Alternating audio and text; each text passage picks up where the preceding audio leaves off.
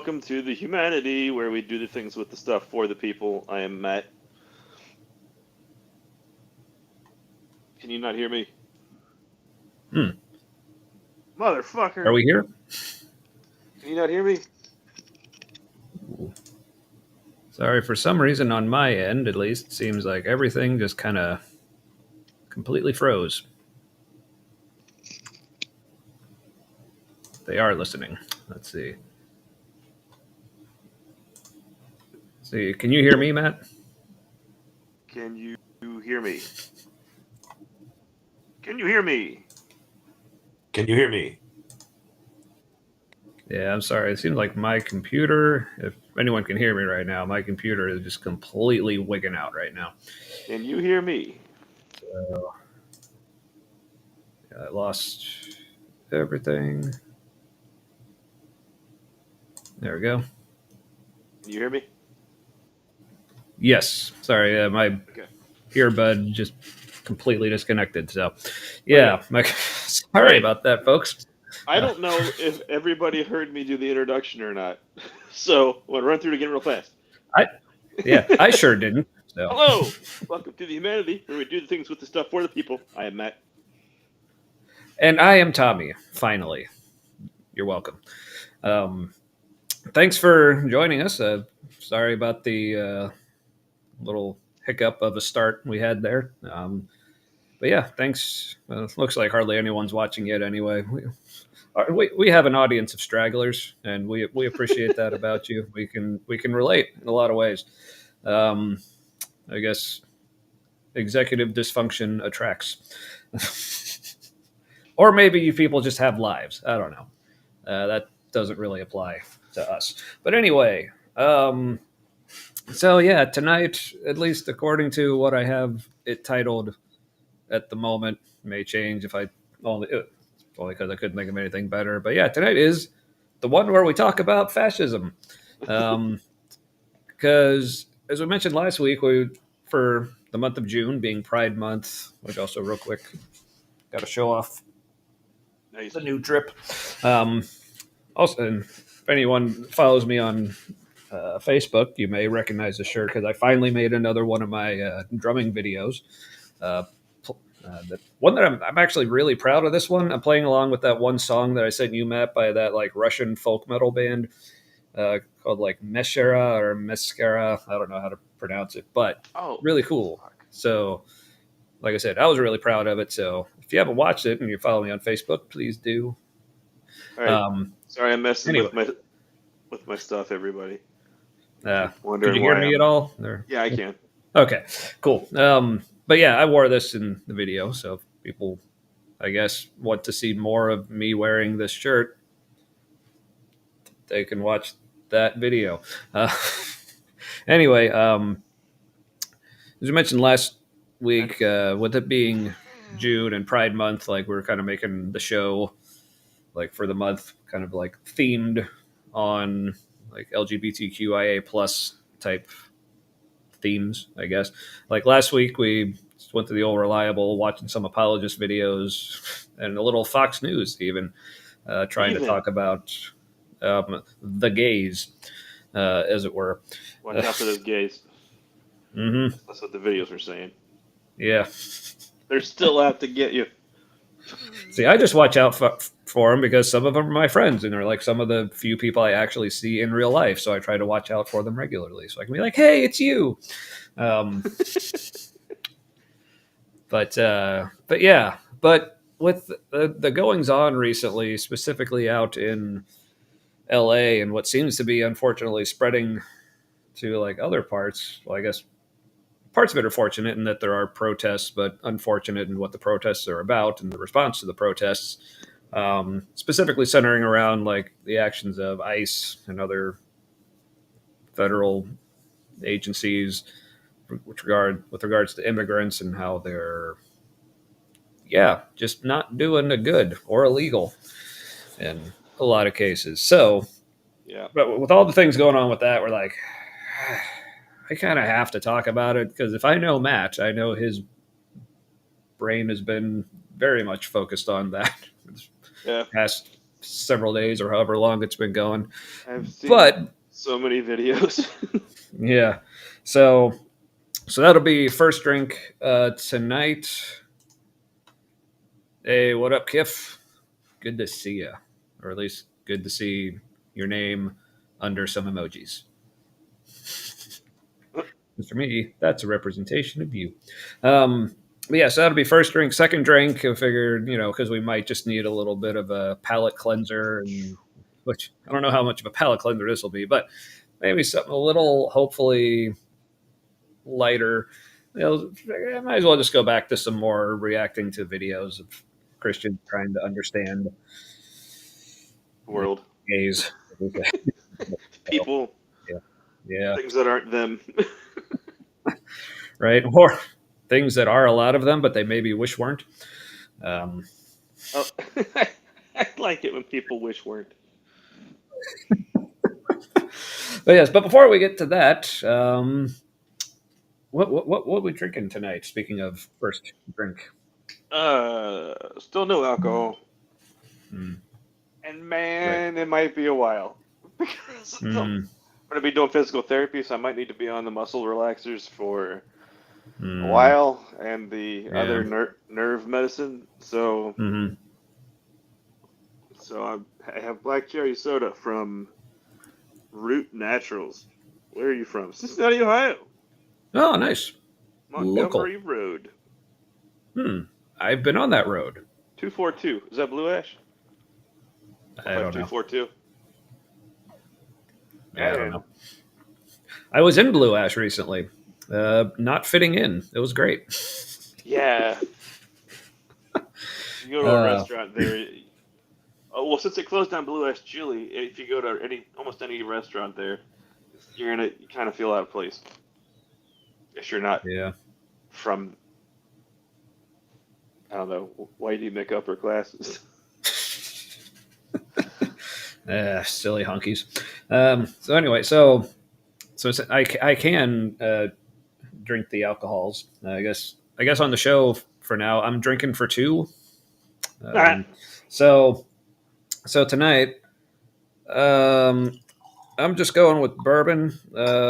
Pretty much uh, for the specific reason that I can say I'm having it with no ice.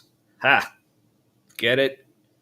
Because we're oh, talking about Polish ice. ice, and yeah, so no ice.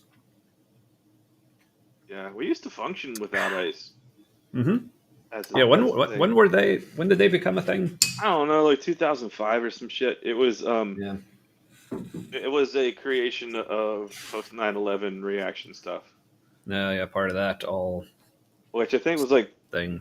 will free up other federal agencies to do more terrorism shit. I don't know. I don't know what the sell was in regards to fighting terrorism. Yeah. I think it was everyone was scared and was just like, yeah, do whatever you want. We're sure you'll give us our freedoms back later, right? Yeah, back later. Ooh, speaking of ice, yeah, I hear Yeah, yeah, icy conditions here in Tempe, Arizona today. Yes. yeah. The idea is to create a spectacle, so people will get mad and push back on it. They're trying to create the illusion of a liberal revolution or a lefty revolution so that they can crack down and implement, like a fascist kind of structure. Hmm. But the problem is, like, we have the internet and they don't have the ability to turn it off. And even with censoring things, people are finding a way around. So they're gonna fail. I, well, we're watching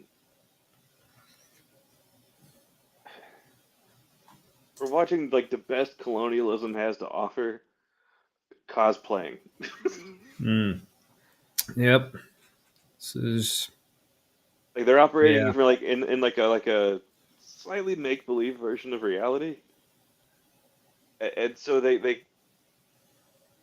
can't win because Yeah. It's they're hopeful. stepping on Yeah. their own feet because they keep thinking they're like, why isn't this working? And it's like, Yeah, but we'll get into all that. But first, I just had a couple personal updates, I guess, and then obviously, Okay. Matt, if you had any you wanted to give.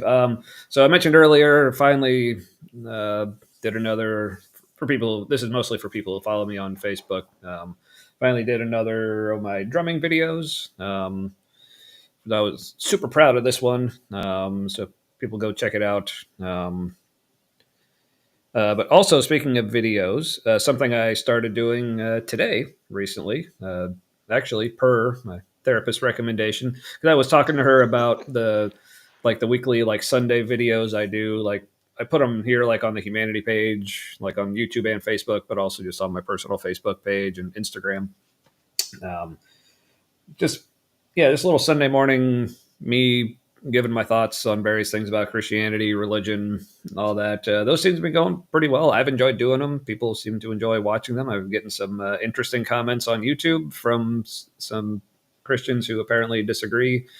Some of them I'm not sure even necessarily even watch the video, but hey, as always, we appreciate the interaction and the help in the algorithm. But I was talking with my therapist about it, and she's like thought that was great. But she recommended me just as far as just basically practicing being more expressive about myself, like in other areas, since most of my self-expression in the online area seems to be on like those kinds of topics. So she's like, maybe try some other things, like see what you want to talk about. So what I She's like, maybe you talk about that too much. Is that what she was trying to say? No, it was more just no. She was like very much supportive. Like, no, that's great. Like she loves that we do this show. She loves that I do those videos and just talk about like that stuff openly in general. But this is more just expanding, like just getting myself talking about and being more expressive about different things about my life, and just for more practice with that. I don't know. Anyway, I honestly don't remember exactly what her reasoning was. I just remember at the time going, that makes sense. So I just started doing it. But the topic I landed on was just making videos about what it's like for me, like being autistic, because since like it's coming out and finding out recently about me being autistic, like when I tell people, like one of the common questions is, "Oh, what exactly does that mean for you?" And I found it's really kind of hard to just explain it, like as far as like answering that question. Well, here's what it means. I feel like for me, it's almost makes more sense, or at least for me, is easier to explain just like situationally, like saying, okay, well, in this circumstance, when this thing happened, here's what was going on in my brain thing, and this is why I did the weird, and you were confused, and but so that's basically what these videos are going to be, is just a little more spur of the moment, like not necessarily scheduled like my Sunday morning things are, but just me just going on and have thought, hey, I just had a situation where uh, my brain was being all autistic about it, and here's what I was thinking through it. So yeah, so like the one I did today was just kind of intro the whole thing, but also a quick example of the way my brain responds to some work emails I get. So if that sounds interesting to you, check those out. And and if enough people seem to enjoy them, I may end up putting those on YouTube as well, just on my personal page. That won't be the humanity thing necessarily, but yeah. I've been That's listening, what's. but I also realized I had protein bar. I don't know where it went. I was very Oh, distracted, but I was also listening. So if you saw me moving around a lot, that's what was happening. speaking of what autism means to us, or I don't know if that was ADHD, Oh, I found it. neurodivergence. Oh, good, good. And I just love from where the rest of us are sitting, like we can't see your hands, so we have no idea where you pulled that out of. It was in my pocket. Mm-hmm. But I'm wearing gym shorts, so the pockets had shifted, and it was like Mm-hmm. not where Yep. it was supposed to be. Yeah, I feel you there. Not like that though. Yeah. That's funny. Good, good. So yeah, any personal updates in Matt world? People should be aware of. I'm able to walk a little bit without the walker, not all the time, but like part of the time. Um, then I have to lay down. Yeah. So I don't know. I mean, I'm making progress. Um, so trying to figure out what we're gonna do for income because I was the one working. Yeah. And we were a month out on like income versus expenses, which was good. Um, Yeah. but yeah, now I gotta figure shit out. So that's yeah. So to lighten things up, I've been watching a lot of protest videos. Yay. Yeah. Um. That's mostly yeah. I've been watching a lot of like firsthand like reporting and videos and stuff from the protests. Mhm. Yeah, I've seen a little bit of that stuff, but yeah, it's like, yeah. Um, also, speaking of protests, there's the big like no kings, um, like nationwide protests and whatever going on this weekend. I was wanting to go, but now that I was actually planning on going to the one here in Cincinnati on Saturday, but then I realized, oh, I got like a ton of family stuff going on this weekend, so I don't know if I'm actually going to be able to make it. But so yeah, sorry everyone. But there is upcoming. I think it's July 6th. There's a protest going on at the Ark Encounter down in Kentucky. Um, Neat. yeah, so I'm thinking of What's maybe that? going to that. Probably What's that one mostly about? because what's that? What's that one about? Um, I actually don't know. I haven't looked into. I mean, I guess just generally saying like, hey, the ARC thing is dumb, and they're not paying taxes, and they're like lying about a bunch of shit and general stuff. But I was mainly more interested in from who like some of the speakers and stuff are going to be there. So I guess I'd mostly be going just to like see in person some people, specifically some atheist YouTubers that I've been following and been real big fans of because I first heard about it from Godless Granny. People are Okay. familiar with her, love her channel. She mentioned it being there, but I didn't see her on the speakers list, so I don't know if she's just going to be there hanging out. I don't know. But a couple of the other speakers I was super interested. Hemet Meta, he also goes by the Friendly Atheist Hmm. online. Really like him. And Godless Engineer, he's someone else I've been following for a while. The Skeptic, uh, a couple other names I recognize: Durante Lamar, Secular Rarity, and several other people I am not familiar with, but maybe after the event I will be, or I might look them up before then. But yeah, that's July 6th at the Ark Encounter in Kentucky. I forget what's the name of that town where it's at. Williamstown, Kentucky, July 6th. So if anyone Middle of out there nowhere. is going to be showing up, and I don't know if he's in the crowd tonight. I saw him in the chat last week, I think it was. Nitty had mentioned something about it on one of his recent streams. I don't know if he's planning on going. If he is, it'd be cool to maybe say hi. I don't know. Um, There's gonna be Seems counter like a cool person. protesters there. I bet Yeah. there'll be counter Yeah. protesters. But it'll be the lame Oh, ones yeah. at the Ark Encounter. Hmm. Like Patriot Front isn't gonna show up there. Yeah. Yeah. This will be, yeah.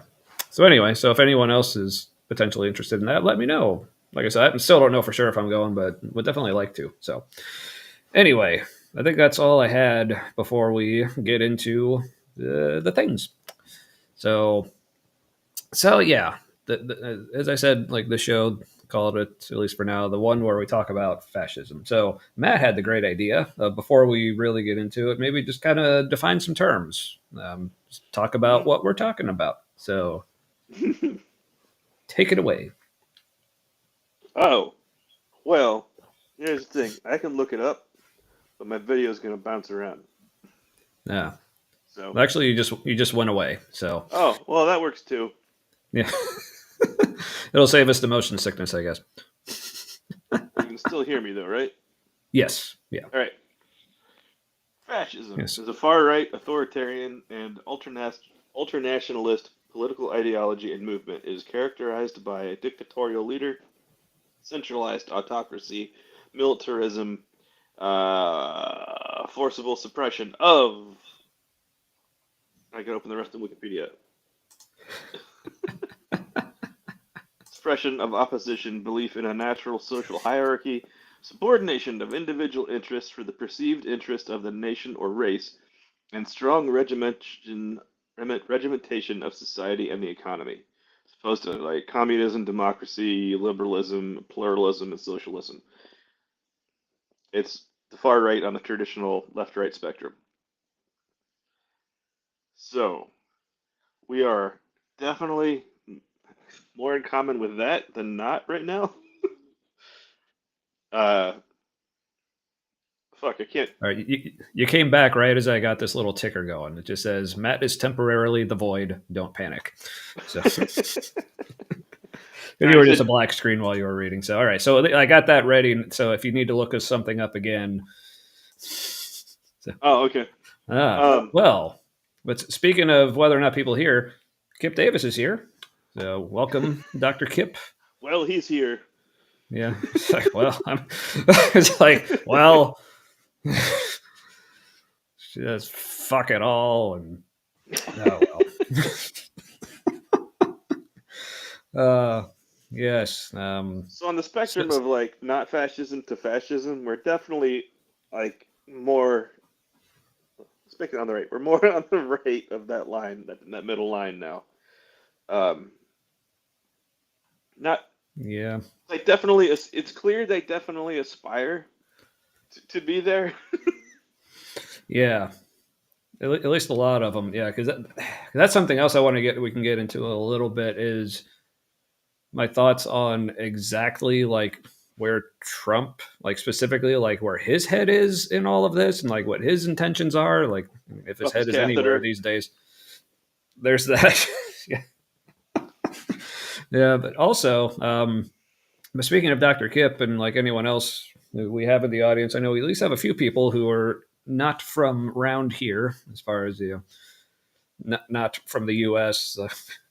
Be kind of interested to see like what y'all's thoughts are on how we look from your part of the world. Like, how concerned are you? Also, Kip, if you have any connections like up there in Canuck land, if you know anyone who would be interested in like invading the U.S. and taking us over, I think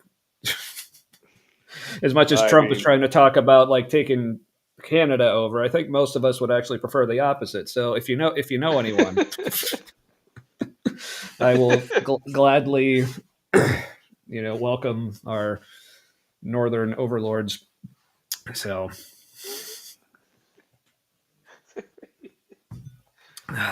frozen overlords, Frozer lords. I don't know. Yeah.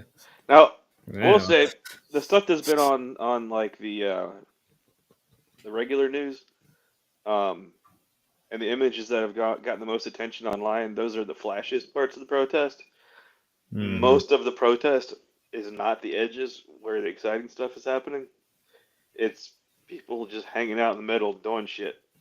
And like riding their bikes, walking their dog, and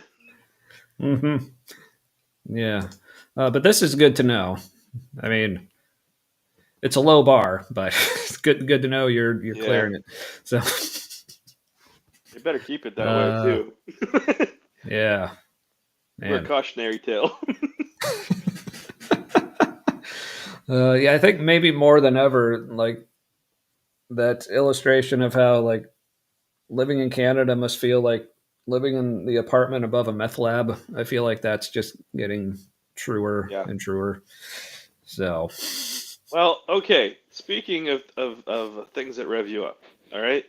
So, Donald Trump, his pants are like super big, right? He looks like he's just wearing like a fat guy's pants. I mean, he is wearing a fat guy's pants because he's fat, but like it looks like they're made for a bigger person than him. On the show The Apprentice, there was apparently somebody. Sorry, in my head, I was just like, he is a bigger person than him. Like, I don't know what that means, but I needed to. Sorry. Oh, he's fatter than he thinks he is. That's for sure. Right? Yeah. So he is bigger than the person in that part of him. Yeah, sorry. Go ahead. That The guy apprentice thing. the guy he was making fun of for taking the fat drug was probably Elon. And when he said like you're taking the fat, he's like taking the fat drug, and he's like not working. And, like I knew for sure he was almost definitely almost definitely he was making fun of somebody who was not as fat as him. Like that just makes sense. Right. Yeah. But real quick, so Kip with a little warning here. Yeah, entrance into Canadian society is very prohibitive. It involves moose encounters. That is definitely something to take into consideration. Two questions there. One, can you bribe the moose with croffles? And two, if we could get some Canadians riding moose to join the protests down here in the States, I think that's the vibe that we're missing. I don't think you can. Really, I don't think you can. I don't think you can ride moose. Pretty sure you'd die trying. Yeah, or at least find some way. I don't know. Aren't they the last megafauna on Earth? They might be. Yeah, those things are pretty mega. But I don't know. For some reason, I'm just enjoying the image of, they're showing like the protests and like the police clashing with the protesters stuff, and all of a sudden just a herd of moose comes in and drives like ice and the police back. And I don't know that. Oh. I mean, the police are fine. They're wearing pads, right? Yeah. I mean, honestly, in this little fantasy of mine, their safety is not, it's least of my concerns. It's more about the entertainment and the righteous moose. I don't know. That's the moose stampede of righteousness. That's what the world needs right now. All right, so back to Trump and wearing his baggy pants. So when he was on The Apprentice, there was I don't know who it was, like a production assistant or something, whose job it was to change his diaper and wipe him up if he shat himself. Because he did so much cocaine and then he did so much other kinds of speed or Adderall that that stuff can wreck your intestinal muscles, and basically you're just a chute. And you could just like potentially poop whenever. And so he's been wearing a diaper for a long time. And I always wondered how he's up at like 2 a.m. on the plane, like on Air Force One doing interviews. He's fucking almost 80 years old, and he's up at 2 a.m. Come on now, he's on Adderall for that shit. Oh yeah. So he wears big pants to hide his diaper is my thing. Yeah. Yeah. Apparently, that might be a little far-fetched of an idea. I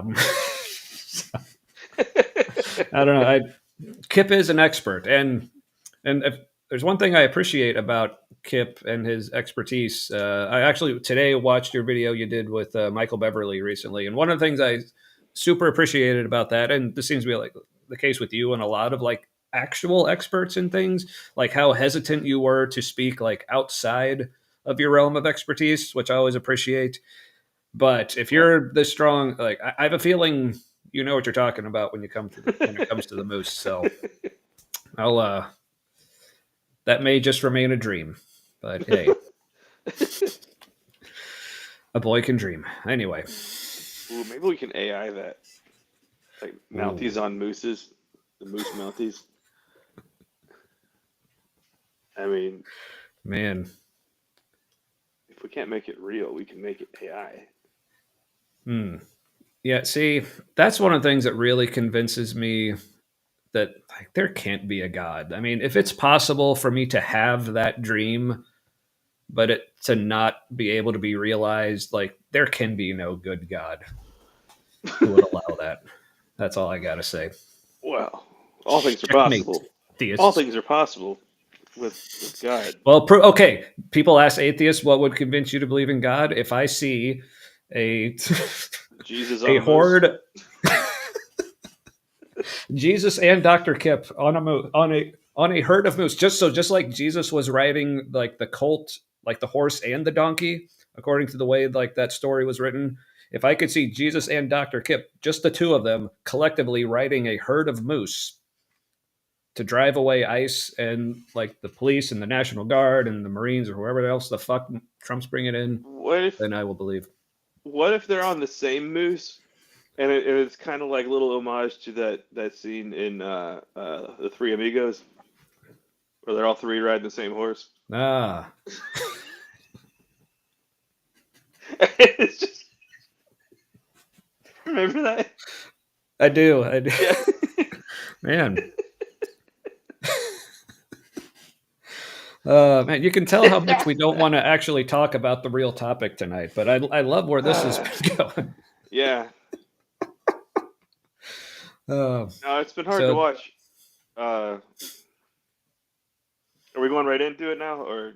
Yeah, might as well. Okay. I mean, where else do you go from the phalanx of righteous moose? I don't know.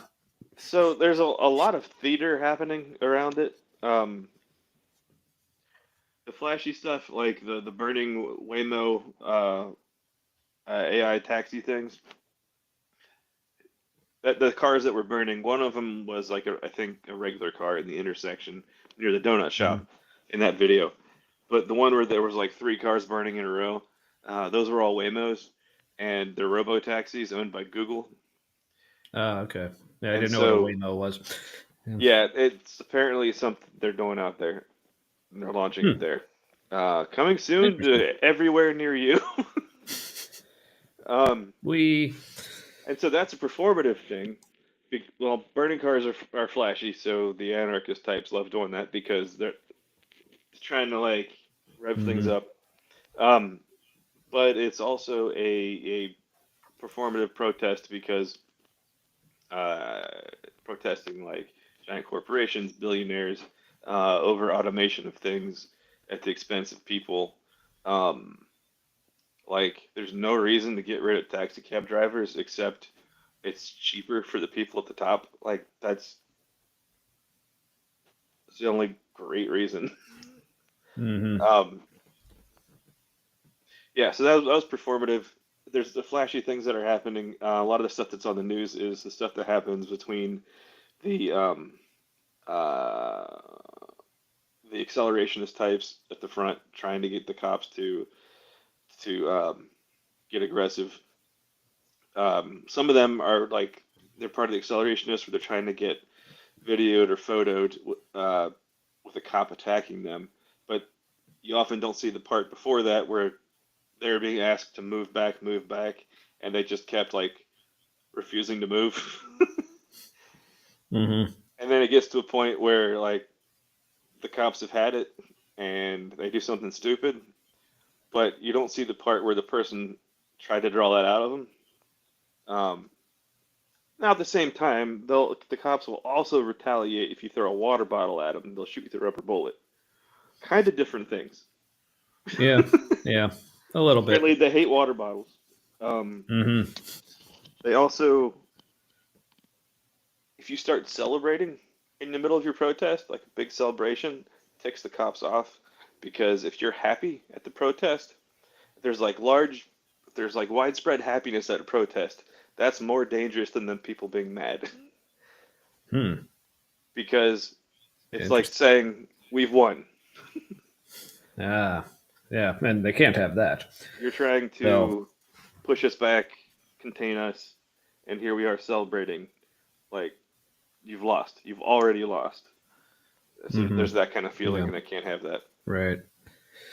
Yeah, so as you were talking, I was thinking maybe we should do like a little more as far as like setup. Like, I mean, I assume probably most of the people watching are at least vaguely familiar, but like just in case, and maybe just for posterity purposes, because who knows, like people watching this years from now, like probably looking back at this part of history, like now which protests are they talking about? And which like instance of government overreach and oppression, and so I guess also like framing that, but also in terms of like what do we think of the protests and like what they've turned into, even like the more violent, like and destructive aspects of it.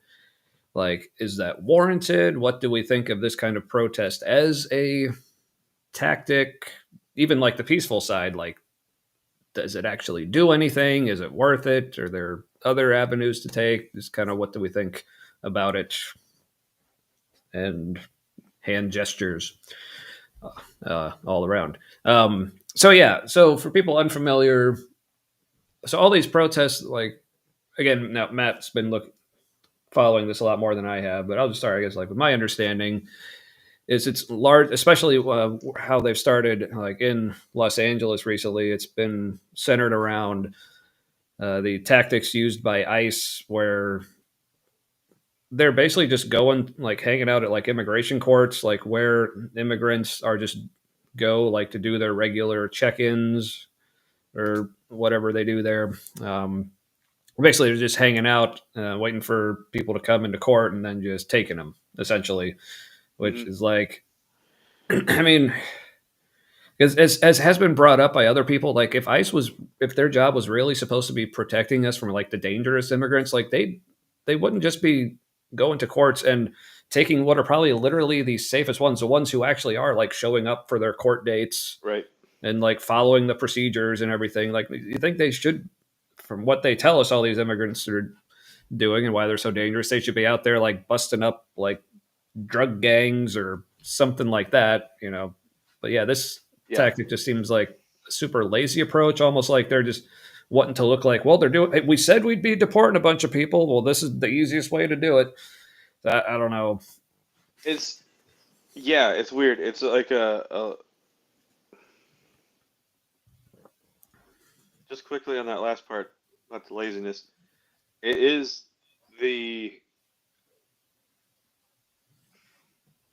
they don't have the ability to really deport more people, to process more people through the system than they did when Biden was president. Because he deported a lot of people, Yeah. and currently Trump administration is on pace with that. They're like within 1%, um, higher or lower depending, and and so they've got to try to get as many as possible as quickly as possible because they're supposed to get it up to like 300,000, was it 3,000 a day or something? I don't remember. Yeah, I don't remember what the number is, but yeah. It's like a fivefold increase from what they're doing now daily. Uh, and in order to do the cruelest thing possible, in order to provoke the most agitated response possible, um, Mm-hmm.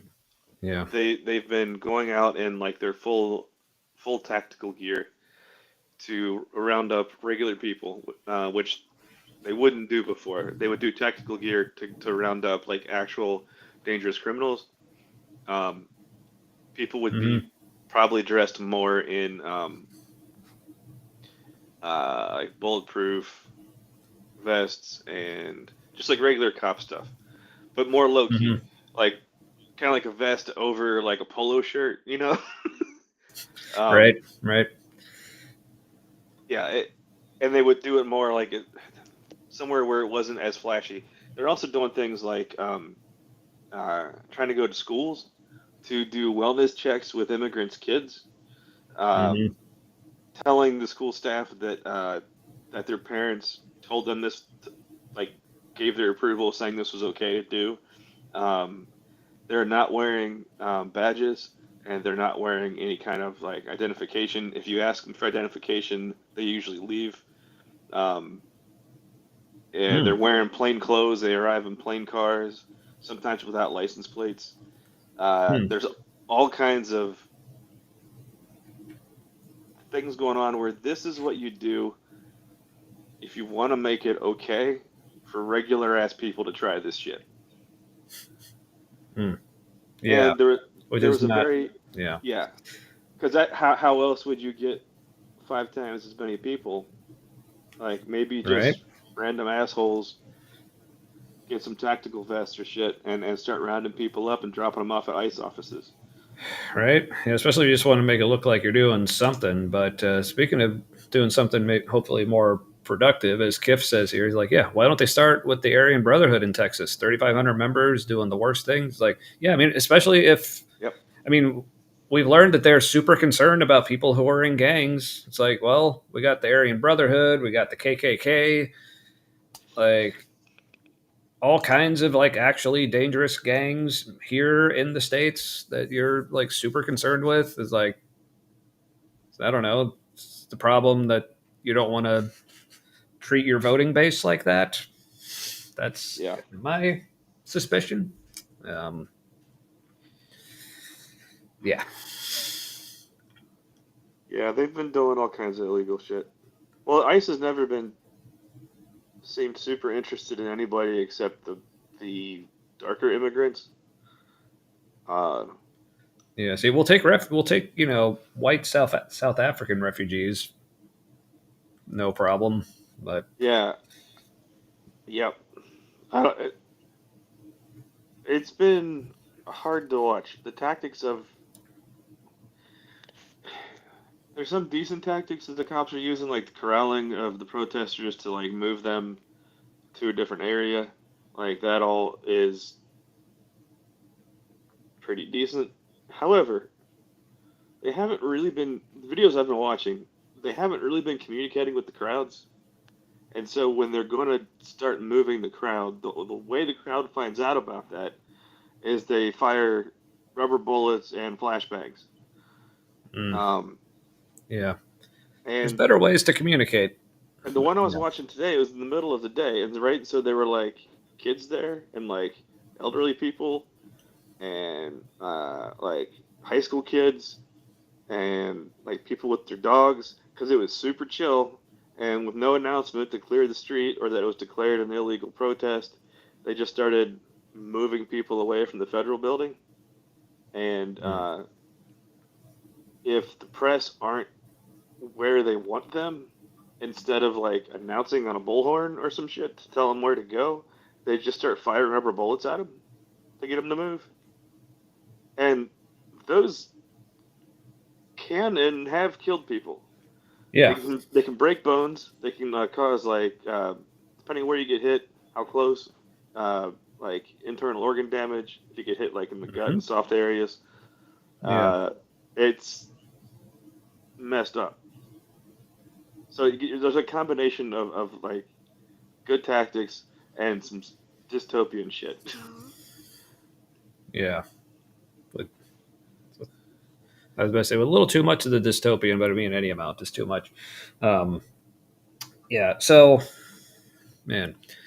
So, yeah, so many places like to go from here. Like I said, so I don't know. Do you want to talk about like the ideas? Like, because I was reading something today about someone talking about how they just don't think protests like this, like peaceful or not, like that's not really the way to go about this, or uh, what specifically like with Trump, like what is he thinking with all this? Like, I mean, this is all like speculation, but I don't think it's too far off about as far as like what his actual motives are with doing all this shit. Like, well, as far as whether or not it works, um, if they stay peaceful and people are able to see that, like if you want to be able to find out if they're peaceful or not, there's videos online and you can like compare and all mhm. that. Um, I think people who only watch regular news don't really want to know. Uh, so the way you get policy to move in a country is, and this even works to some degree in dictatorships and stuff. Um, Protest can be really helpful to shift public opinion because in order to keep the peace, even in an authoritarian country, um, you don't want there to be unrest, and so you can nudge things. Um, yeah, unrest causes problems. If it gets bad enough, it pisses off the rich people, and then they start coming for you if you're in charge. Mhm. Yeah. Um, so it does work if they stay peaceful. Some people like I know somebody who said, "Well, is it really worth it if it attracts the unruly types that do the more theatrical, aggressive stuff?" Um, to which I say, yeah, because what are you supposed to do? Not have big protests? Right. That's Mm-hmm. And there's things you can do to make it less likely those things will happen, or teach people who are going to protests how to notice those things happening and to move away from it. So it's clear that those people are isolated, doing a thing by themselves, like we're Mm-hmm. not with them, kind of thing. Yeah. Yeah. Um, so But yes, I think it does help, but you can't mm-hmm. be. I don't. It's going to polarize. Like protests are good because it helps people realize what they think. They either agree with Mm-hmm. it or they Yeah. don't. And generally, the people you're going to get more people who didn't realize they agreed. I think than losing people. Because if you're losing people, they probably weren't ever really thinking about being on your side. Right. Right. Yeah. Yeah. That's probably true. Um, And from what I but know yeah. about what I'm speculating about Trump's motivation, Trump Well, is I had super. more to talk about like Oh, the sorry, go for it. before we move to Sorry. that part. That's okay. Um, it's like, man, I am so not used to one of us changing the subject before the other one's ready. Like so unlike us. Um, I'm just proud of myself for standing up and pointing that out. Um, kidding. Um, where was it? I go. Oh yeah. But even those who do, I guess you could say, like resort to more like violent tactics, even though like that's probably not something I would do because like I mean I might if I was a bolder person because like I talk a big game about like pacifism and trying to get along, but mostly that's because my lack of confidence really like in any kind of social situation, but really like involving people, but also just just not really yeah not like like I said, basically just not bold enough to really do anything like that. Plus, I mean, as far as like getting violent and stuff, I mean, I don't know what I look like online, but like anyone who's like see me in real life, I'm like maybe 5'7", $150, soaking wet, and like I'm not fucking any shit up with what I got here. But I don't know. So as much as I would say like yes, I personally that's not something I would do, and I'm not even necessarily would say I condone it, but I don't know. There and tell me what you think of this, Matt. But given like what these protests are about and the things that are happening that are like making people do these protests, like I can't really say I blame people Yeah. for taking things to that level. I mean, considering like what we're talking about here. I mean, this isn't just like your typical protest, like oh we don't like the government's healthcare policy or whatever. Like this is like real fucked up shit that like is bigger than just the instance of these specific people being like deported. And I mean it's kind of a cliche at this point, but it's like people keep bringing up that poem. First they came for thee, and then they came for, and like it's like we are like very well along, like far along that poem. So I Yeah. mean, so this is definitely something to be taken seriously. So like I said, even though I say like I don't know, I mean, there's so I guess it's two different questions of like, is it actually effective, and will it actually accomplish what they want to accomplish? But then on the other side, even if you say it won't, like it's a terrible idea, it's still, I mean, for what it's worth, like the other side of like, I don't know if I can blame them. Yeah, I don't know what you think about all that, but Um. The so so far the only so there's a video of the people throwing rocks on the cops uh, down below. On the you see the video where the cops are under the overpass. There's people up above throwing like rocks down, no, I haven't seen that one. more or less chunks of sidewalk. Mm. Because those guys often have masonry hammers. Yeah. Somebody has a masonry hammer chisel thing to break up nearby curbs or whatever. Mm-hmm. Um, throw parts of it at cops. So there's somebody like heaved a big chunk of concrete, decent size for somebody to carry by themselves, over the overpass, and it almost hit one of the cops. That was the most violent thing I saw, and that everything else was property damage that I saw. Which is funny because that makes a big thing on the news, but oh no, their insurance will pay for it. Unless right, because they normally go after like big like corporate shops, right? Those are usually the first ones. Like an Apple store got hit, and so did I think a 7-Eleven. So like their insurance is gonna pay for it. It's not that big of a deal. There are some things they do where they'll throw fireworks or launch fireworks at the police that can cause minor injuries to the cops. That is the idea of that is to like both I think provoke and disrupt the police simultaneously. Like cause them to act unpredictably, or cause them to act individually instead of as a group. Yeah. And it looks super flashy in videos that make the news. It makes it look like a war zone, and it's not exactly. Yeah. So that's kind of the accelerationists and people really trying to provoke a response, because their idea is let's provoke let's provoke responses because we'll get to where we're going faster. And where they think we're going with their efforts is to communism or some kind of like either just straight anarchy or to communism. But they'll both work together in the protests.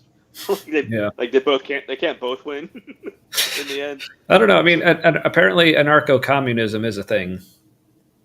Well, yeah, I don't. But who knows, man? With AI and like global connectivity to it, we might end up with kind of like a techno anarchy or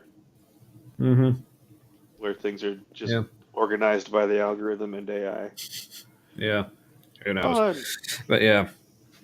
So all that to say, like with me, like kind of talking about like the approaches, like I said, this isn't me necessarily saying like I condone or endorse like any of the more like violent activity, but yeah, especially like when it comes to just like throwing huge chunks of concrete at a random cop or whatever.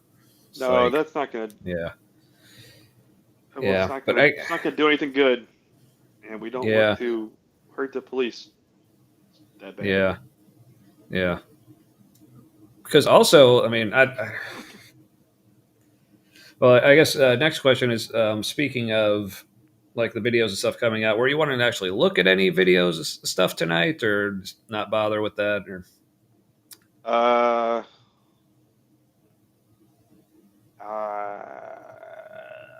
didn't have any in mind off the top of my I mean, head. I just in case you want to, I do. The only one I have pulled up is that one that I sent you earlier about like the woman just being straight up shot point blank with a rubber round when she was just trying to get to her house.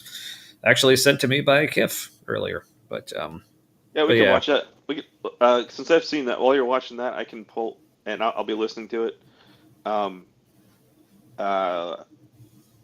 see. I'll check my history for videos I watched real fast. Yeah, well, I guess I'm just wondering, like, if that fits into where we're going with the conversation, or is it going to be like a super abrupt? All right, now let's watch a video. But yeah, I don't know if. Yeah, I guess that was my question. Like, if we think it would actually help with like what we're doing with the discussion. Otherwise, it might be just exposing people to disturbing images for no reason. But have you seen the video of the guy?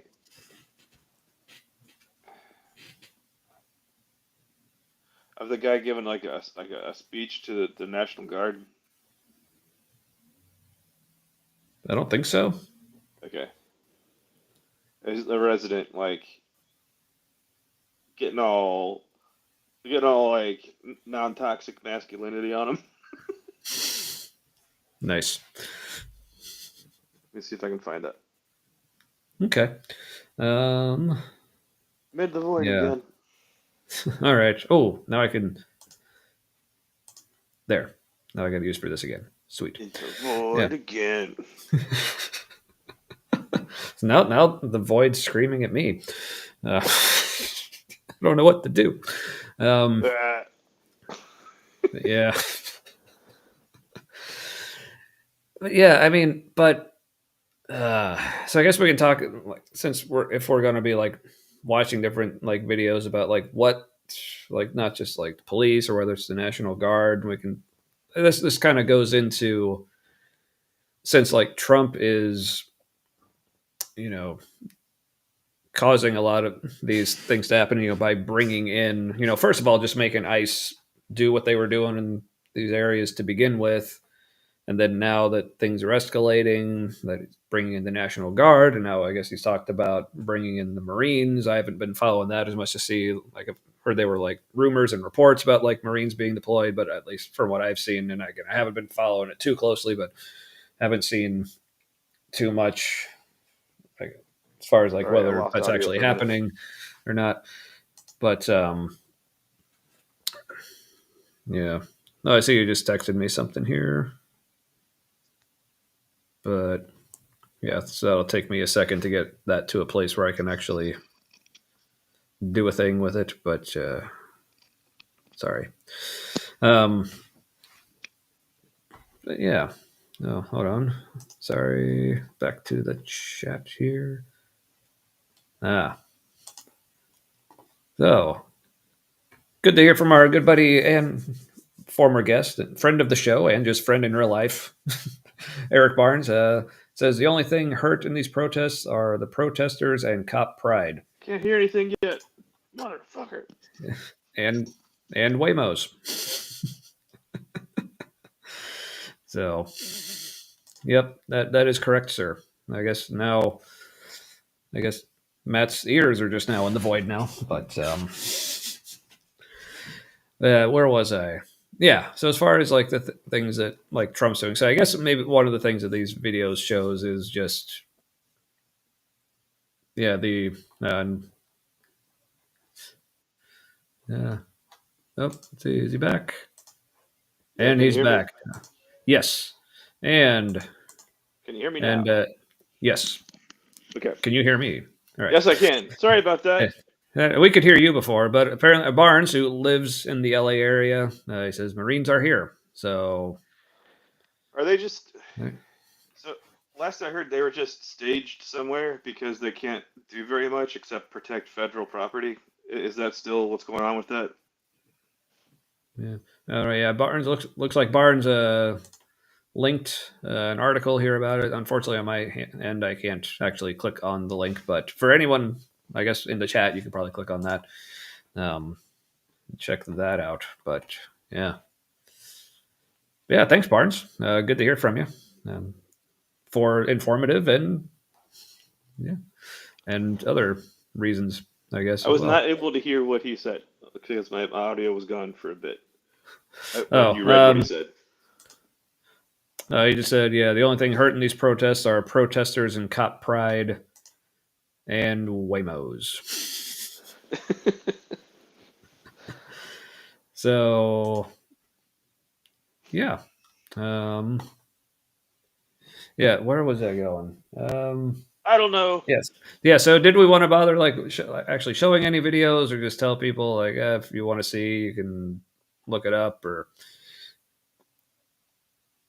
I don't know. I can't think of anything that it isn't just shocking right now. Yeah. So like I said, I thought of that, but the more I think about it, I don't where we're going with the conversation. I don't know if really makes sense, but there's plenty of good videos. Hassan Piker has a lot of good inside the protest footage. Status Quo does also, but they're a little selective with their editing sometimes, I think. Yeah. Or so Barnes with some more info here. Yeah, Marines are either sleeping on top of one another since there have been no accommodations planned for them, like the National Guard. Yeah, I saw there's been a lot of I don't know if it's a lot of pictures or just the same picture circulating a lot. Yeah, the National Guard, they're just in some random building somewhere, just sleeping on the floor because I guess Trump was like, "Oh, I'm sending the National Guard," but didn't actually like plan anything as far as having anything like accommodations or provisions or funding or nothing. Yeah, it looked like no so food, no water, no sleeping arrangements, no fuel, and all that needs to be funded by the federal government for them to be able to do it. And that there's apparently like, yeah, the U.S. military is extremely good at logistics, like world class with military logistics, and so this is utterly embarrassing for the military. Mm-hmm. Yeah, it's like basically you don't leave if you're not going to have supplies. Like, right. Yeah, but all right. Well, yeah. So I guess my question now, as far as like where to take the conversation, like I don't know how because that's the other thing. Like with tonight's episode, me and Matt didn't really, I guess, even for our standards, didn't really do much pre-planning. So I don't know, like how much more you're wanting to like talk about this topic. Like I still would like to get to like the where we think of like what is Trump thinking or not, but I can give you my theory real fast or my hypothesis. I mean, but real quick. So while you talk, Barnes, so someone in the area, a local, like Will, said he's willing to hop on. So excellent. So Matt, while Matt's talking, Barnes, I'm going to put the link out in the chat for you to jump on. So give me just a second. So Matt, keep talking while I do that. And I guess for anyone else who's watching, I mean, I guess we won't promise that literally anyone will be led on, but you know, if you're a friend or so there's the link for Barnes or anyone else who may be interested in hopping on. So I think Matt. Trump wants to be. He wants to do what he wants. Doesn't want anybody to stand in his way. I think that's what this is all about. And it's when during his little press conference things when he talks about what is happening and what has happened as a result of what he's done, like sending the National Guard and all that, and how they prevented the city burning down, which is amazing that because it's only like 1 square mile where the protests are happening in like a 500 something square mile city, so it's tiny. I think he's pretty detached from the issue, other than he wants what he wants to happen. And Stephen Miller is giving him, who I think is the deputy chief of staff or chief of staff, I think deputy, something like that, yeah. Who is kind of like his stand-in president. He's like a stunt president. Right. And because what's happening in LA right now looks like what would happen if Stephen Miller, was having a wet dream. It and what Trump says he thinks is happening is the same kind of. It really sounds like the kind of thing that Stephen Miller would tell him is happening. And so everything goes through Stephen Miller, and that's the picture Trump is getting. Because if you watch Stephen Miller talk on the news, he's like very bombastic but like whiny at the same time. And I don't think I've ever actually heard him speak, but from seeing his picture, that makes sense. Big deal, and I'm going to shout, especially at women, and everything's a little hyperbolic, and it's always the immigrants are burning down everything, and it's just and that's the kind of like hyped up version of reality that Trump seems to be relaying to the public. And he's not a hyped up person anymore. I think the orange is hiding how like almost dead his face looks right now. Yeah, it's he definitely seems in like those kind of ways a little different than he did like in his first term. Just as far as, I mean, not just aging, but also just like how with it he is, and if you just look at his eyes. He's not all there. Ooh. Oh, yeah. But speaking of being all there, B.S. Lewis is apparently all here. Heyo. And I will let Matt answer. Hey, how's Matt feeling? I'm doing all right. Sort of. I'm. I mean, I'm able to stand up and walk around without the walker a little bit, which is good. I realized today after I trimmed my beard that which took like 20 minutes or something. I was like, yeah, I stood up for that long and that was great. And I was like, no, I need to lay down. Then I realized how far away 20 minutes is from working like 6 to 8 hours straight on my feet the whole time. I was like, oh no, I'm months away from working full time. Like, yeah, oh that good, sucks. excellent timing for the fascism. Right. Well, I don't. See, usually I try to give some sort of like quippy little segue when we're about to bring someone on, but I can't think of a good way to segue from fascism or bad timing Quippy, or back quippy. injuries.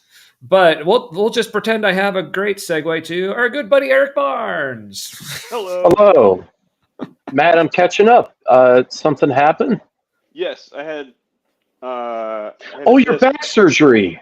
Yeah, I had a disc herniate, and then I had surgery, and but it was only the shaving off the herniated part of the disc, not the fusion surgery, which is better.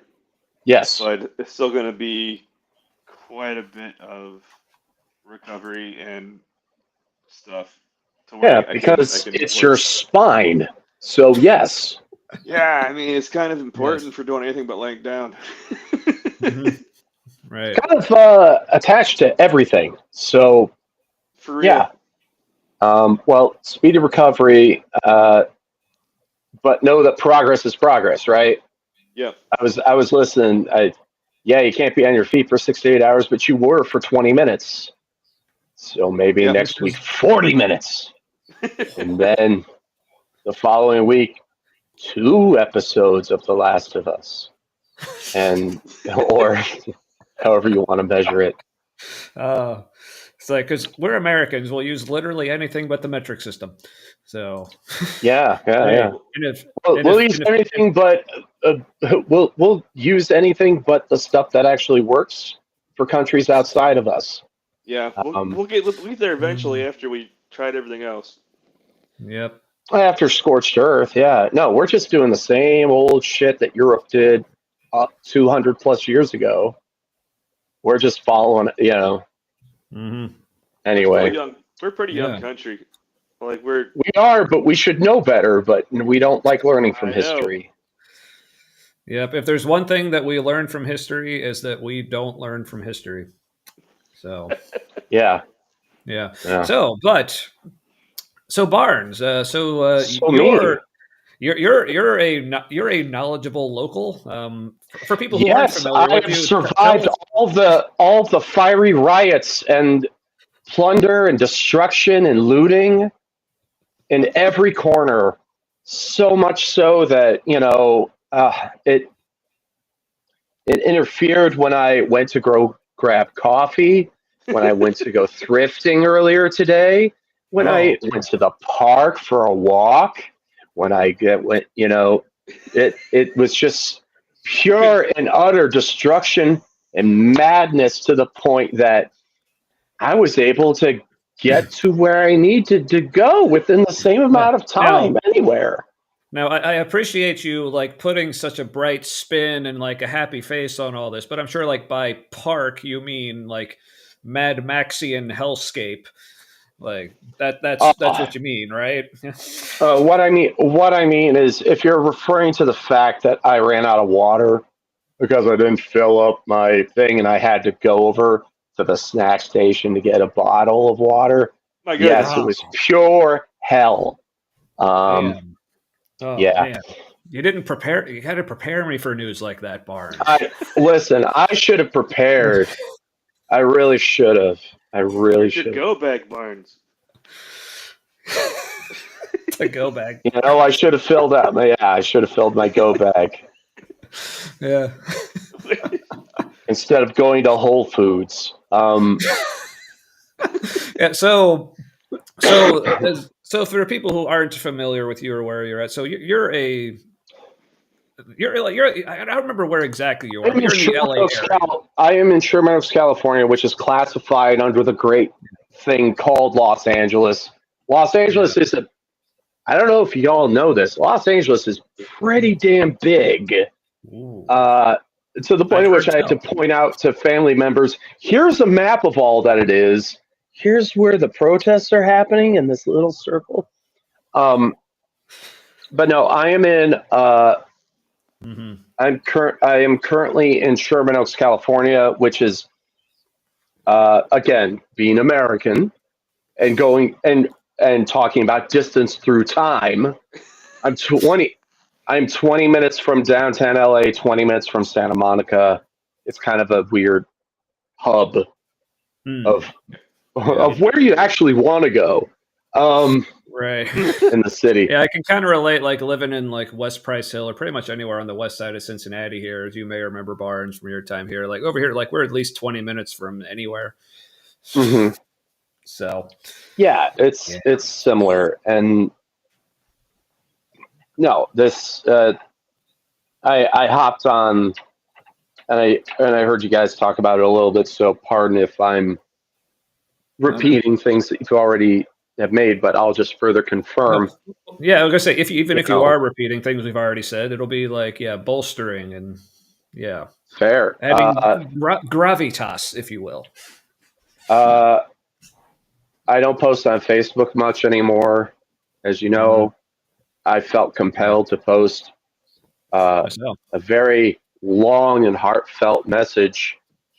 There are no riots in LA. There aren't. They're not happening. Fox News wants one. The right wants one. What they got were the best footage of riots that they got are Waymo cars that are on fire. And I don't know if you know this, robots don't have rights, and they shouldn't. One. So, in my humble opinion, victimless crime.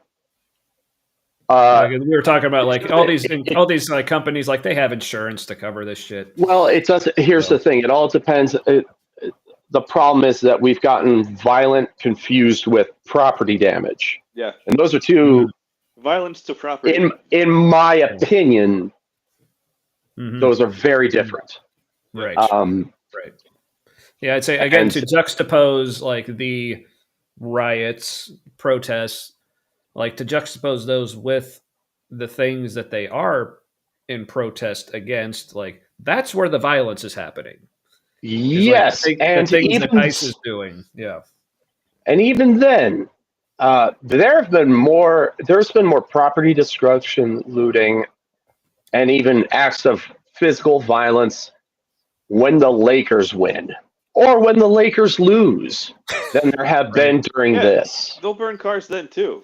Like it's not really and not Waymos, just LA. Like actual people's actual cars. Like yes, yeah, and no, this is the footage that, depending on your social media feed, which as you know is chosen to lean towards outrage one way or the other, and also whatever your slant is.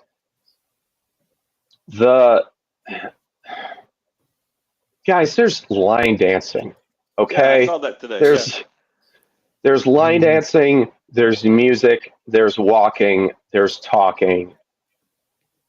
There's nothing happening in some places. There are the brave hot dog vendors out still out and about. Nice. And it's just that's the thing, is that it's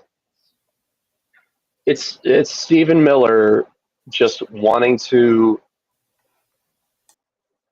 It's an abuse of power by Trump. Here's the thing: Trump doesn't give a shit one way or the other. In my opinion, he's just he's in the White House and he wakes up and he's like, "Yeah, it's Stephen Miller saying," and he was quoted as saying to ICE, "You have to go to the Home Depots. You have to go to the 7-Elevens." just us protecting our neighbors from getting kidnapped. That's all this is.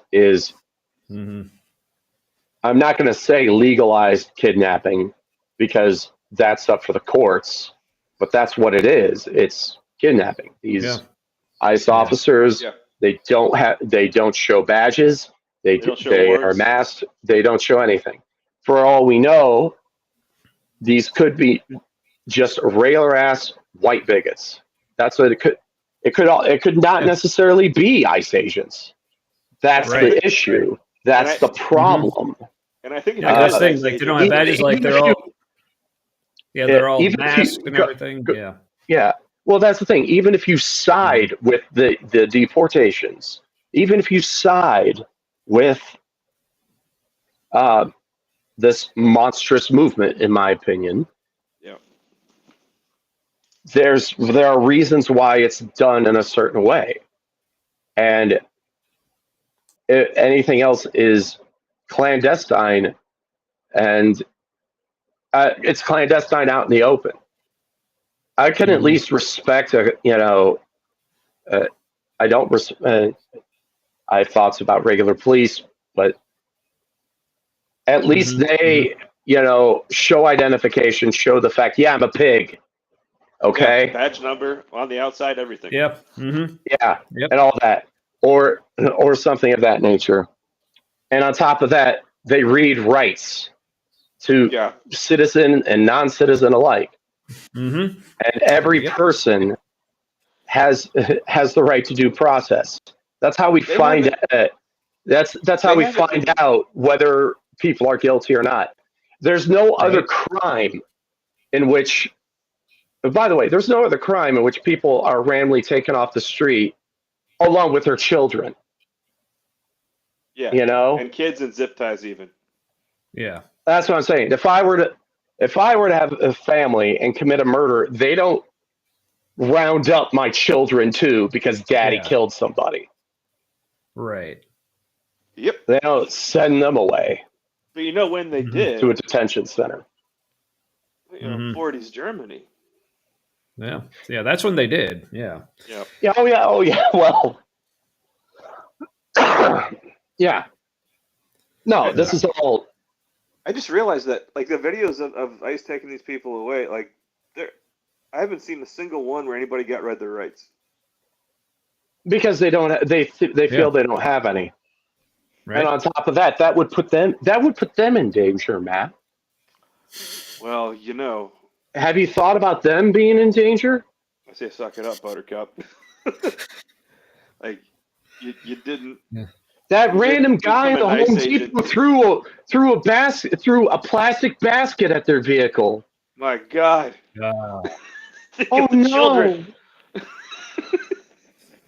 The humanity. Yeah. Oh, bottled water getting thrown at. Oh, I know. That's the funny one. They see a bottle of water and they're like, light them up. Yeah, and I don't know if you can see this on your ends, but if it were fentanyl, they would just gyrate on the ground. I saw that. That's some fake shit. That doesn't happen from fentanyl. Of course, it's fake. Yeah. They probably tased him where you couldn't see. Yeah, but speaking of like the gravitas that Barnes is bringing to the show, I figured I should probably add the little ticker here. I don't know if you guys saw that on your end, but yeah I saw it. We're like a real news show. Like, this is cool. Here, look at me, boots on the ground. That's why your nickname was like Eric Boots on the Ground Barnes. Now we had no idea why we were calling you that 20 years ago when you were here in Cincinnati, but we finally know. I never wore boots, for one, and number two, that's just a long nickname. I don't know why you did that, but there were a lot of. We had a lot of Erics in our crowd, so we had to get creative. What, two other than me? There was Lachey. Yeah, who was old man, even though he wasn't the oldest of the Erics. Man, that's right. Yeah. But he did break a hip. Yes, he did break a hip and required a walker. But and then there was the Colonel. Yes, that's right, Colonel. Yeah, who was the actual oldest Eric? But yeah, indeed. It's true. Anyway, Yeah. So, Mhm. but yeah, but for several reasons, appreciate you hopping on. One, because it's just been a while, and Yeah, it's it's cool been a to minute. it's cool to I hear. wish we were under nicer circumstances, but yeah. Right. Well, yeah, but nicer circumstances nicer circumstances are getting harder to come by. Yeah, It they're seems, going out of but. style. Hmm. Mhm. But yeah, so but also just cool to hear from someone in the area who can give some actual boots on the ground, as it were, Yeah. updates. But yeah, Are you? so I was gonna say, are you with the plainclothes ICE agents and their like random civilian vehicles they arrive in? Are you guys concerned that there's gonna be random white folks pretending to be ICE and start rounding people up? Um, that is my personal concern. Uh, to a point, just because, let's be honest, I'm not in danger Yeah, because I'm white. Uh, mhm, yeah, but that's, I think that is a concern among many. The primary one being ICE exists, there's and that. and the thought is just tear them down. Uh, I will yeah. say that thus far,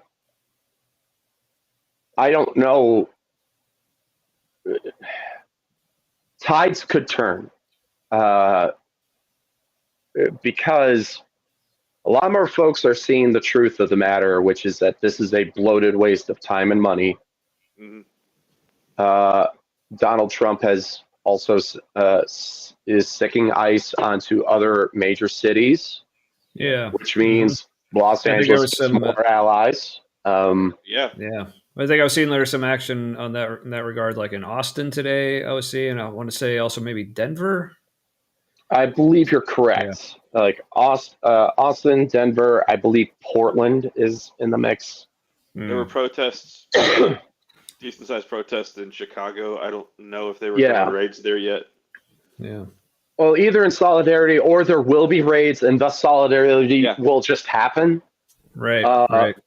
the other big thing is the No Kings rally, which is happening in various Right. metropolitan areas the same day as Trump's birthday military parade.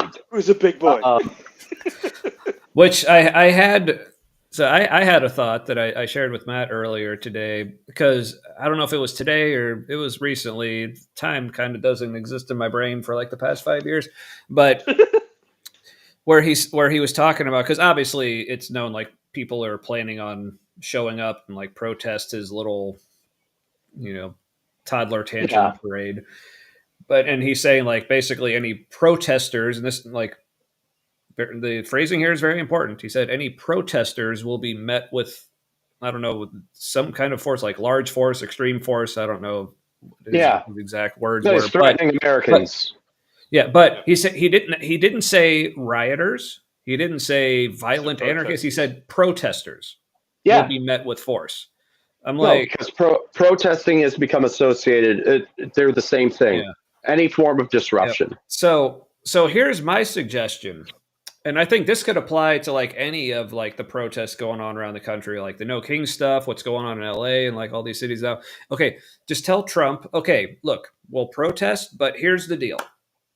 We'll promise that we'll only use the same tactics that were used by your J6 heroes that you revere so well. Like we'll just do what they did, and We'll you'll just throw our be poop and we'll just squish people indoors and we'll just cause people to have heart attacks and we'll just put people in the hospital and like it'll be fine, right? You're under the impression that Trump's art of the deal has anything to do with him living up to his end of the bargain. Well, yeah, this is just. Oh yeah, Wouldn't it this be is this nice is if? yeah. I mean, obviously, Okay. I'm just saying Yeah, like Um, I'm just trying to be clever and witty. That's all. But- oh here's yeah, absolutely. here's the I problem, have Sonny. no. I have You are clever and witty, but oh what is being the thing of it is that things that should be jokes have become reality to the point at which I have no choice but to take the bullshit seriously because we're seeing it unfold before our eyes again and again and again to the point at which that satire is dead. That's true. It is a corpse that has been pissed on to the point that it's rehydrated. Yes, but yeah, and also my point. And again, like obviously with the intended audience, this isn't going to go far at all. But because like you try to point out things like hypocrisy and double standards and things like that. That's really kind of what I was more going for. But yeah, obviously, that side has shown like they give zero shits about that. The double standard is the point. Like it's on purpose. No, they're breaking the law, right? And they're letting them, And the problem is that everyone that is in charge is like, hey, they broke the law, didn't they? Mm-hmm. What do we do about that? Yeah. Right. And then they ask, what should we do about that? And then they do nothing until something else happens again, because the whole purpose is to flood the zone, right? And to get us tired. Right. And speaking of flooding the zone, we got real quick. Just wanted to point out a couple people dropping in to say, hey, we got Anarchic Fox who just dropped in to hit like, say hello, and run away. We appreciate that too. We got stuff tonight. Hey, I get you. But we'll watch later. Appreciate that. Stay awesome. Man, so I'll try to work myself up to awesome and then try to stay there. But and then good buddy Jimmy, hey, you made it. Thanks, buddy. But yes, McDonald Trump. I see what you did with your creative word usage and capitalization there. Is a whiny, irresponsible, idiot chump. Yes. That about sums up the show for tonight, folks. Thank you. We did it. Yay. But speaking of Trump, I mean, unless there was anything more on where the conversation was you wanted to get to, I had some thoughts on. Yeah. No, the story on LA is there is no story on LA. It's just wait. And the problem is that the president is picking a fight that is costing taxpayers, and that the majority of us, we're not going to take, because I don't know if you know this, but the Marines have lethal arms. Yeah, that's all they have. The average protester doesn't, so probably not going to stir shit. At least not in that direction. They won't provoke it. Yeah. Victims? Oh, definitely. But in terms of provoking anything, that's the fear. Unless he invokes the Insurrection Act, like actually invokes it, not just Title 10 or whatever that was,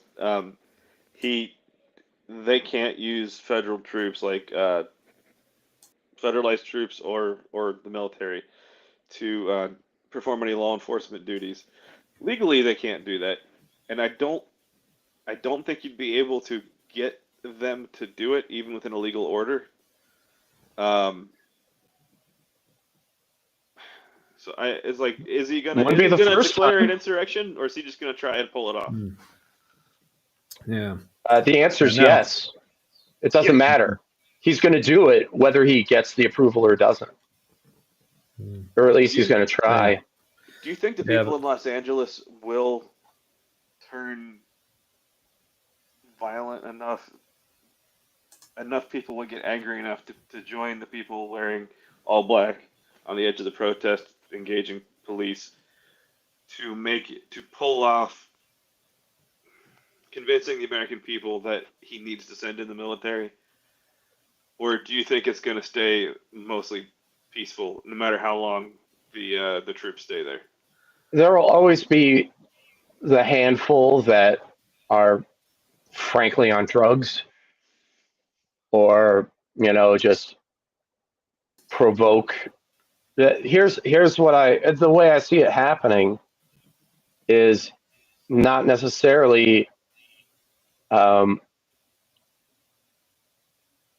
someone getting into a verbal heated argument with some authority figure that has a weapon. That authority figure, under gray at best grounds, uses said weapon, and that sparks it. That's what I'm seeing. Or that's my fear. That's my fear. Right. Or it's something along the lines of an overreaction on behalf of those that are in power, because we have already seen it. Saw a woman trying to just get to her fucking apartment. Yeah, we saw that earlier. And she gets hit with a rubber bullet. Yeah, and not the way they're supposed to shoot rubber bullets at people, where they kind of like just bounce it off the ground. No, just like straight on. They don't bounce shit. I haven't seen them bounce anything. It's all just been directly at people. Well, if it bounces, they could miss them, and they could, and that person could, that young lady could run up and attack that armored man with all of his friends. Yeah, they're also armored. That completely on her own, unarmed woman who's just trying to get to her apartment could. There's nothing. There's nothing more dangerous. It's a woman with opinions and questions. Oh no. Right, but real quick, she's scared. I just wanted to make sure, Matt. I don't know if Matt saw this one. I had it up earlier because visibility on screen things may not be the best. But our buddy Jimmy says, "I got to run. I swear, one of these days we're going to have an audience member who can actually stick around and watch live." I kid. We love you, Jimmy. He's got to run and watch a replay later. Be sure to leave your comments there too, buddy, as always. But he says, "I hope Matt is feeling better. Love you, buddy," and thumbs up. So, thanks, Jimmy. Talk to you later. Also, catch Jimmy tomorrow night on the YouTubes and Facebooks on his show Unreligious. Same time, 8 Eastern, 7 Central, 6 Mountain, 5 Pacific, and on down. So, if you're in Hawaii, I don't remember what time zone you're in. Just do the math. Anyway, yeah. But sorry, Tommy, you had something that you wanted to bring up. But speaking of like Trump and like all the things he's doing, so where my mind, like of the many places my mind keeps going in all this is like, and this is even stuff like going back to Trump's first term. I felt like it was really hard to really nail down like, what is he actually trying to do? Like, what does he actually care about? What does he actually want to accomplish? Yeah. So I think that's really what it comes down to is, so in this situation, so this is me like speculating, you might maybe differing opinions on how wildly I am speculating here. But the way I'm seeing this is, to me, what it all comes back to is like, I really don't think Trump really has much in the way of principles and really any of the things he's doing, other than he just really likes having power. So for me, what that looks like in this situation, the way it's playing out is, I mean, he's already talked about wanting a third term. And obviously, like the way, like, legally that can't happen, but as seen recently, legally this shouldn't be happening, right? Yeah. But it's all kind of a suggestion. But to me, it's like a lot of this is laying out in ways that, like, again, I'm not saying this is what he's trying to do, but if he was trying to do it, it might look a lot like this. It's because basically what this is looking like is, as Barnes has said, with knowledge on the situation, being someone in the LA area, actually seen what's going on or has not been going on, as the case may be. But Trump is still seeing fit to escalate the situation, send in the National Guard, now send in the Marines, and it's like one of those things, like how long before and not just in LA, but now he's starting to use these tactics in other cities, and especially with like the planned protests coming up this weekend, both with the No King stuff and like around his little birthday parade. It's like he's trying to find excuses essentially to, and kind of moving in both directions. One, look like he's taking action and like, taking a hard stance and standing up to immigration things. So one, just appease his base for one. But then also, it's almost like he's trying to get things to the point where he can, at least with enough public support, do something like declare martial law, let's say. And like, Yep. but like once he gets things to that point, and whether or not this would actually work, but it seems like the way this is just in his mind, it's like, oh, if I just keep like amassing this power, like declare martial law, take control over all the things, then I can just like stay in office as long as I want, as long as I keep this shit up, kind of thing. But then, so that's where, to me, like where I'm seeing things are on his end. But then the reason why he's using these specific tactics and like where like the rest of the Republicans are coming in, it seems like, and this also like goes back to just how he got elected in the first place. I think not just people like Musk, but obviously he was a big part of this. But I think the reason he's doing these specific tactics, like there's just enough Republicans in power or who wanted to be in power who like, it's like they just saw him as a person. They're like, we can talk him into doing anything as long as we promise him we'll help get him elected and like keep power. So he's like, oh, so to me, it's like, I don't know if how much Trump actually cares about things like immigration or trans issues or any of this. Doesn't. Right. So to me, it's just like, okay, so the Republican Party, I'll stick with that. The Republican Party found their guy who they could like buy off whatever it was, whatever kind of deal they made with him. It's like, hey, we'll get you in power. You just do whatever we want because you clearly don't have principles. So you can just use ours. And there was that kind of like hellish symbiosis that is in itself a parasite, which is an interesting metaphor, at least to me. But yeah, so that's kind of how I see things playing out. So yeah, I'll stop talking because I'm tired of talking and I want to drink more. I think there's some convincing him that's going on. I think there's a lot of just an alignment of interests that happened. Yes. Like what Donald Trump wants to happen, what he enjoys to seeing in the world, happens to line up enough with the Heritage Foundation and the Republican Party, and they just kind of hitch their wagons to him. Some people want to get out of the wagon now in the Republican Party, but they kind of made their bed at this point. So I don't know how it's going to go for them.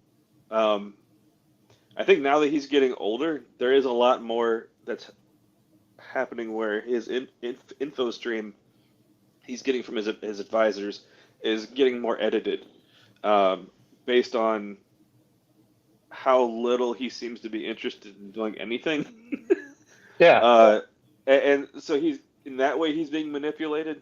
A little bit of elder abuse happening in that way. Also, who cares? I don't care. It's half elder abuse, half apathy on Trump's part. Continue your thought, Matt. So there's like a broader aligning of interests. I was talking to ChatGPT earlier just because that's my faster research thing. So since our country started, but specifically since the Democrats and Republicans have been a thing together at the same time, our country has been moving slowly to the left. We have these ups and downs. We kind of oscillate back and forth between like moving more right and moving more left. But overall, social issues have moved more left, while economic interests have moved more rightward.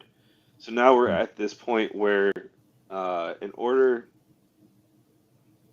for social interests to not overtake economic interests, they kind of have to impose or align themselves with the fascist kind of structure, because the economic interests and parties like Republicans who align themselves with that, they are losing the culture war. It might already be lost. And so they are trying to impose a win on the rest of us for their side in the culture war, which is economic interest, which also happens to be aligned with conservative interests. But economic interests really only care about the income. They don't care about which party gets them there. That's not what their incentive structure is based on. This is true, and that's why Democrats fail. Yeah. Mm-hmm. Because they are also trying. Because the thing of it is that a good chunk of the Democratic Party, I would venture to say, the vast majority, are centrist in that way, in the fact that they're just like, well, we want, to your point, Matt, we want the social change, we want all of that, but let's not get crazy now. We still want corporations to do very well because I happen to be lobbied by one. And the issue is friends of corporations. Yeah, exactly. Corporations are people. Remember. Right. That was a great decision. Yeah, well, that's the issue. Is that everything changes if we have a shot.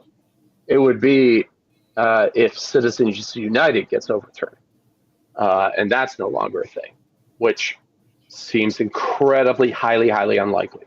At least in our lifetime. Citizens United is what allows corporations to back candidates. In short. Okay, that's right. In short, that's one of several things. Anything that a bill is named, you can pretty much be sure that it's not that. Exactly. But I think in that case, Citizens United, that was just like the name of the organization that like brought the suit or whatever. Yeah, and it has a very nice generic know-nothing name that doesn't tell you what it does. So, yep, by design, just like the Patriot Act. Yeah. It's like that George Costanza charity on Seinfeld. The People Fund, money for people. Or someone who would Human Fund, money for people. Anyway, speaking of which, or someone who would like name their show something like The Humanity, and like generic shit like that. I mean, but so speaking of the Democrats and how like disappointing they kind of tend to be, something I kind of want to, if you have many thoughts on the issue or the person. At least from what I've been seeing, your governor, Gavin Newsom, has been getting some pretty positive press as far as like his reaction to Trump and how he's been kind of like standing up. So at least from where what I'm seeing, it seems like a lot of people on the left are, even though they may not, in general, still not be a fan of the guy, they at least like appreciate the way he's reacting in this situation. But I guess curious from an actual Californian, like just curious, like what your thoughts are on Newsom and how he's been handling this. Fuck Gavin Newsom and fuck Donald Trump more. That's the thing. That's what I've been hearing. There are two things. Fair enough. There's one thing that Gavin Newsom hates more than Republicans, and it's the unhoused. Yep. Yeah, and all of that. And he was and he likes the police a lot. He likes the police a lot. He has that incredibly helpful podcast in order for him to be the Joe Rogan of the left, or whatever the fuck that means. He's trying to become president. That's what that's about. No, that's exactly what this is. It's like he's like, now this is my chance. He's saying all the right words. The problem is that it's like, God damn it, he's right. What's going to end up happening?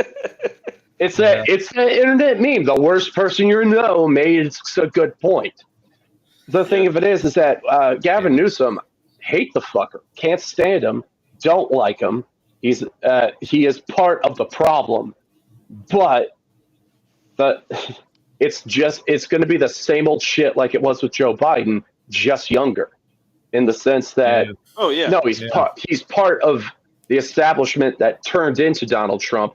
He's not going to change anything, really, except be more polite about it and not do outright crimes. He's at least going to give us the respect of trying to hide behind them and try not to murder everybody. Because the thing of it is most corporations and farmers and everything like that, we need immigration.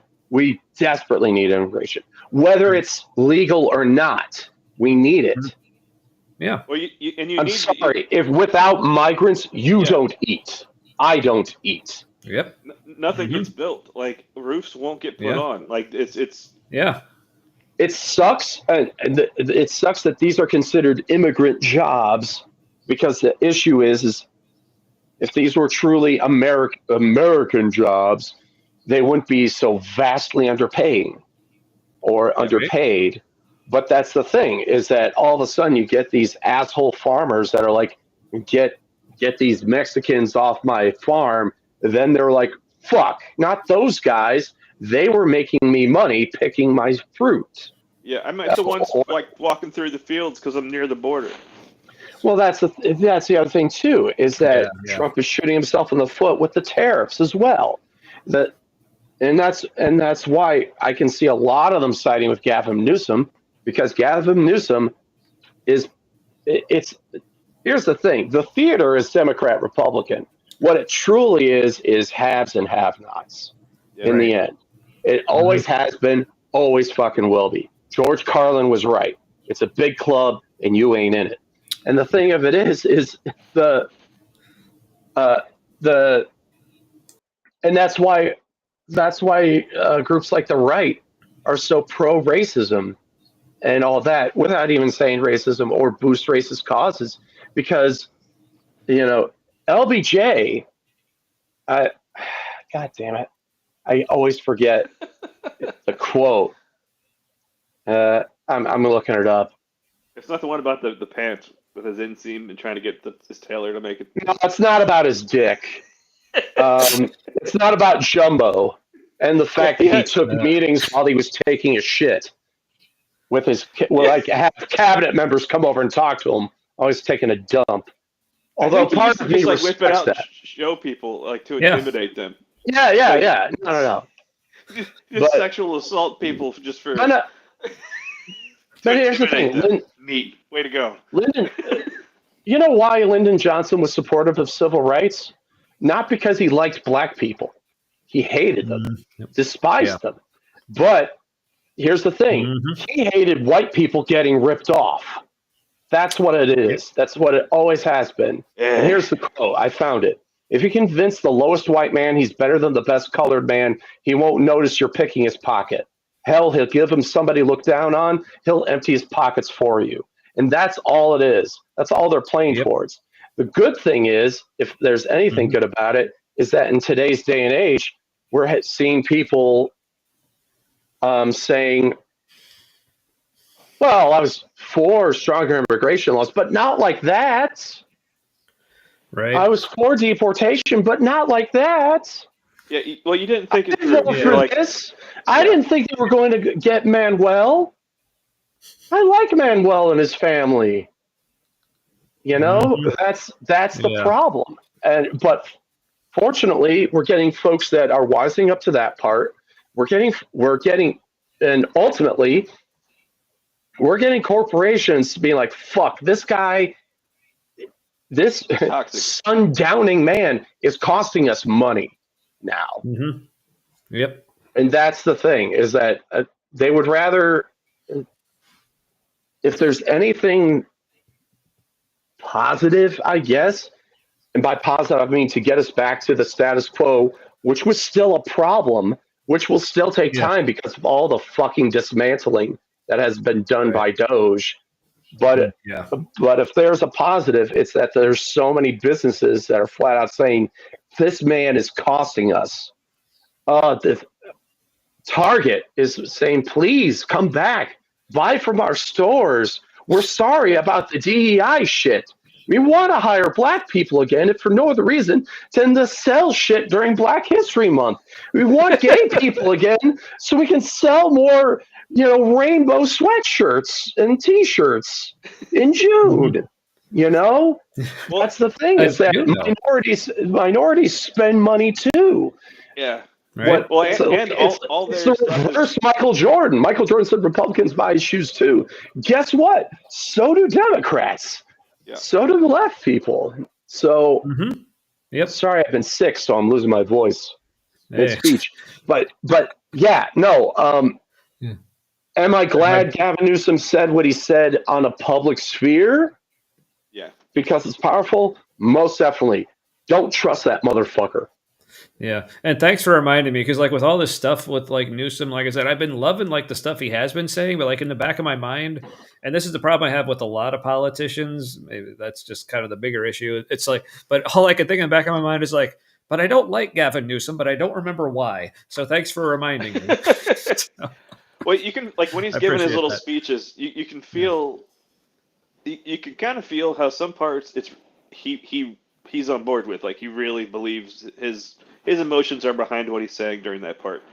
And then you can kind of feel the emotional connection he has to what he's saying drift to the back a little bit during certain things he says, and he kind of sounds like a younger Joe Biden. And then something that he's more into comes, or maybe that's just me, and I'm imagining things. But He's from Los Angeles. He's a fucking actor, guys. Like me, like everybody else. Now, is he better than the obvious? Yes, but dry dog shit may be better than wet dog shit. Still dog shit. The man has made having popping a tent on a street illegal instead of actually addressing any housing crisis and issues. Same with my mayor, Karen Bass. The issue along with just overfunding of our police. yeah, isn't it like 60% of your budget goes to the police? Yes, and our police. And here's the thing: the problem is that where Los Angeles goes, the rest of the police throughout the country follow. So whenever they get approved for a military-style vehicle, a couple of years later, that eventually feeds into Montana, feeds into every other city, state, and county. Because as the military gets more powerful with more powerful weapons and stuff, well, they don't need the old tank anymore. And then all of a sudden, LA is like, in case something bad happens, might be good to have this little tank-like thing. And then they get that and their budget approval, which rivals most countries' militaries. Right. And then and then it's like, well, what do we do with this older model? I don't know. Ship it off to Muncie, Indiana. Maybe they need a tank over there for parades. Right. The Battle of the Cornfield or some shit. I don't know. But that's or in case Dr. Kip and his phalanx of moose get lost on their way down. Yeah. And that's yeah. I don't know if you saw that part of the show earlier, but yeah, it was. No, I did not, but I still enjoyed the non sequitur nonetheless. You can't ride a moose like at all. It's not a possibility. But we like the imagination. We like the imaginary idea of like. I don't know. I've seen some pictures of what's his nuts, Teddy Roosevelt on one. Was it dead? Well, he shot a lot of things. I'm gonna see if he did. For a picture. Yeah. Anyway, yeah. Hey, did you know the LA and NYPD? It's not genuine. I'm sorry. Go ahead, Matt. I apologize. So LA cops and New York City cops both get special training in Israel, and Israel gets its training for policing on policing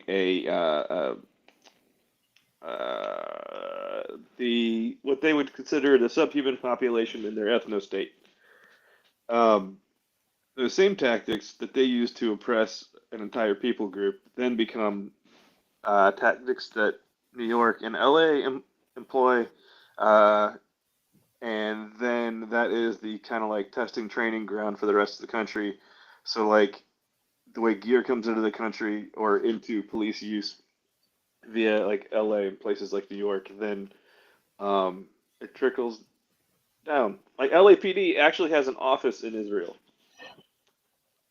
That does not surprise me in the least. Oh, and something that I just heard today is Trump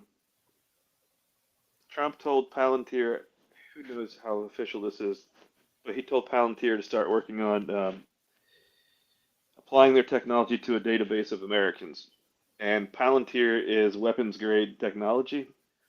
That's what they used on the Palestinian people. It's probably what was used to help target people with the drone strikes in their houses or missile strikes in their houses in Gaza. And so, what exactly is Palantir for folks who may not know? Palantir is named after, I think, that all-seeing orb from Lord of the Rings. Yep. And the dangerous part of those is like there was, I guess, like a certain number of them, but like they weren't all accounted for. But I guess if you're watching into one of them, all the others can see what you're seeing as well. So it's like creepy that you can like watch other things, but you also don't know who else is watching. Yeah. I'm sure Tolkien would be proud. Mm-hmm. Right? Yeah, so that's messed up. He's like, dudes, I clearly made this like a thing that was so obviously evil. Why are you naming your shit after it? Yeah. Also, that stuff was already going to happen. Like, if Democrats were in, like, they would have done that, but more quietly. or there would have been like some subsidiary. Shit. Oh yeah. Mm-hmm. Yeah, he deported all kinds of motherfuckers. Yeah. And his drone strikes. Yeah, and then he also is like, hey, you know how I said I was going to repeal the Patriot Act? I'm actually going to expand it. You know, Guantanamo. Yeah.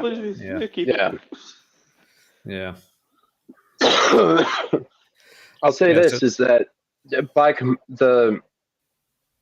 at least I'll say with democratic corruption, they at least try to distract us with things we want. Yeah, they're better at that. Holding it, as opposed to just holding it. Yeah, so it's like with both parties, we get a bunch of shit that's awful, but at least with the Democrats, we also get something that we actually want. So yeah, Republicans are better at circus. Democrats are better at bread. Yeah, that's how it is now, anyway. And we still need bread. Yeah. We still need bread, but I think the other issue is that a lot, and this is a Congress-wide problem, and this is a bipartisan problem, which is old fucks need to retire or die. Preferably retire and not die, because then you have an empty seat somewhere. Well, yeah, because I'm trying to remember the congressman's name, but there was one thing that passed by 2 votes, and it would have been stopped had he not died 2 weeks prior. It was in his 80s. That's what it was, yeah. And he was diagnosed with that's the thing. That's what it was. AOC was like, hey, maybe I should lead. And they're like, no, I don't know. There's this throat cancer guy. This guy has more experience. Well, he has throat cancer, but he has a healthy throat cancer. And he died like 6 months later or some shit. Like, so, yeah. So yeah. No, I don't simp for any particular politician. By the very nature of the job that they're in, they are compromised. They just are. No matter what. Some more than others, but yeah. But frankly, the hope I have is in politicians like Chris Murphy and AOC. Yep. Ilhan Omar, Bernie Sanders. Well, Sanders too. But all of them have shortcomings, but at least they're all united in the whole. They at least know that this isn't theater to them. Mm-hmm. There are actual stakes involved. Yeah, exactly. And that there are and then there are members that they answer to the public writ large because they don't have any corporate backing. Right. So few corporate backing. All right. So I'm going to take a second here to play like professional YouTuber host here.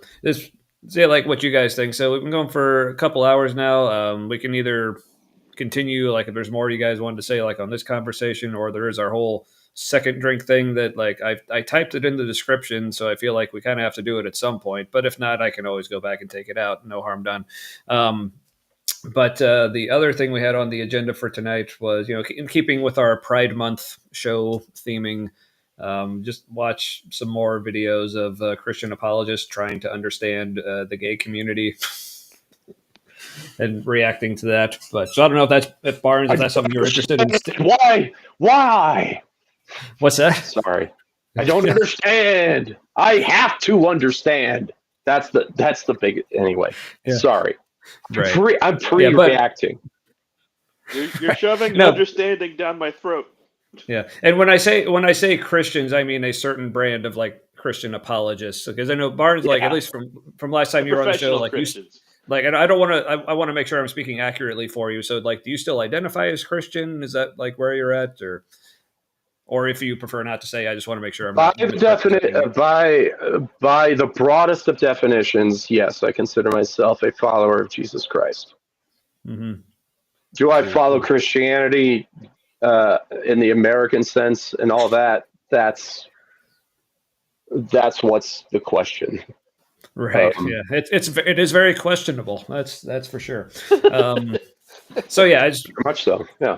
Yeah. So yeah, I just wanted to put that out there as options. Like I said, if you guys wanted to keep going on what we're talking now, that's cool too. Or if you No, wanted I'm happy for a topic change. All right. Well, I speaking of second drink, so this will be our second drink topic for this evening's. So speaking of which, I have my second drink, but I've realized it is the kind that requires a bottle opener, and I did not grab the bottle opener. So I will be right back, gentlemen. Talk amongst yourselves. So I'm drinking another craft sody pop. This one's root beer. It's from Root Naturals Apothecary Craft Soda since 1937. Makes me think Cincinnati, the way you Ohio. say the way you say sody pop makes me think of a certain junction. Sody Pop Junction, go! I am drinking. I still feel bad that like never went anywhere, but I found out later, like not only like I don't know if Barnes you heard, like I know you're not on the Facebook as much, but I recently found out I haven't been officially diagnosed, but looks like I'm autistic, and apparently part of that is what's called pathological demand avoidance. Which essentially, in like the situation of what we were trying to do, for people who don't know, this is something like we talked about with Barnes when he was on before. So when we were in college, or maybe shortly after college, but when you were in Cincinnati a while ago, so Barnes has done like stand-up comedy and stuff. But while he was here in town, we had plans to put together like a sketch comedy CD back when people made CDs, because yeah, we're old. And the name we came up for it was Sody Pop Junction. And we started to record a couple sketches, but I think the one that let's see, there was I think the one that we actually recorded all the lines for, but never put together, was a Penis Goes to the Bank, where Barnes was the voice of Penis. The other one we started on, which I guess for a couple reasons, kind of glad maybe we'd ever finished it. It was a great concept at the time, before like Bill Cosby became much more problematic. but so great that we never finished it for that reasons. But also it turns out I do the absolute world's worst impression of Malcolm Jamal Warner. So like I just could not. Can you, Tommy, buddy, friend? Yes. Could you grace us with your Malcolm Jamal Warner impression for the audience? I don't know if Grace with that's the thing. Like it's so bad, I don't even know if I can.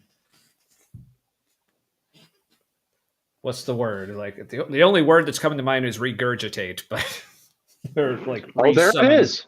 Or whatever. I think you just did your impression. Oh yeah. I think the only line I even tried is you saying things in your own voice is That's pretty much what it was. Because that's saying in the sketch, I think the only line I actually had like as Theo was just I was just supposed to say yeah, Dad, because like you'd called me like downstairs, like you were upset about something, and I was just supposed to go like yeah, Dad. And like I think that's kind of what it sounded like. Which I'm like, and then I go into a thing, and then I correct you saying Dr. Cosby. Oh yes. And then you like, went Dr. Cosby. To which you replied, "Do you know what PhD stands for?" Yeah, it fuck you. Yeah, fuck you. Yeah, which so I feel like that's what I like.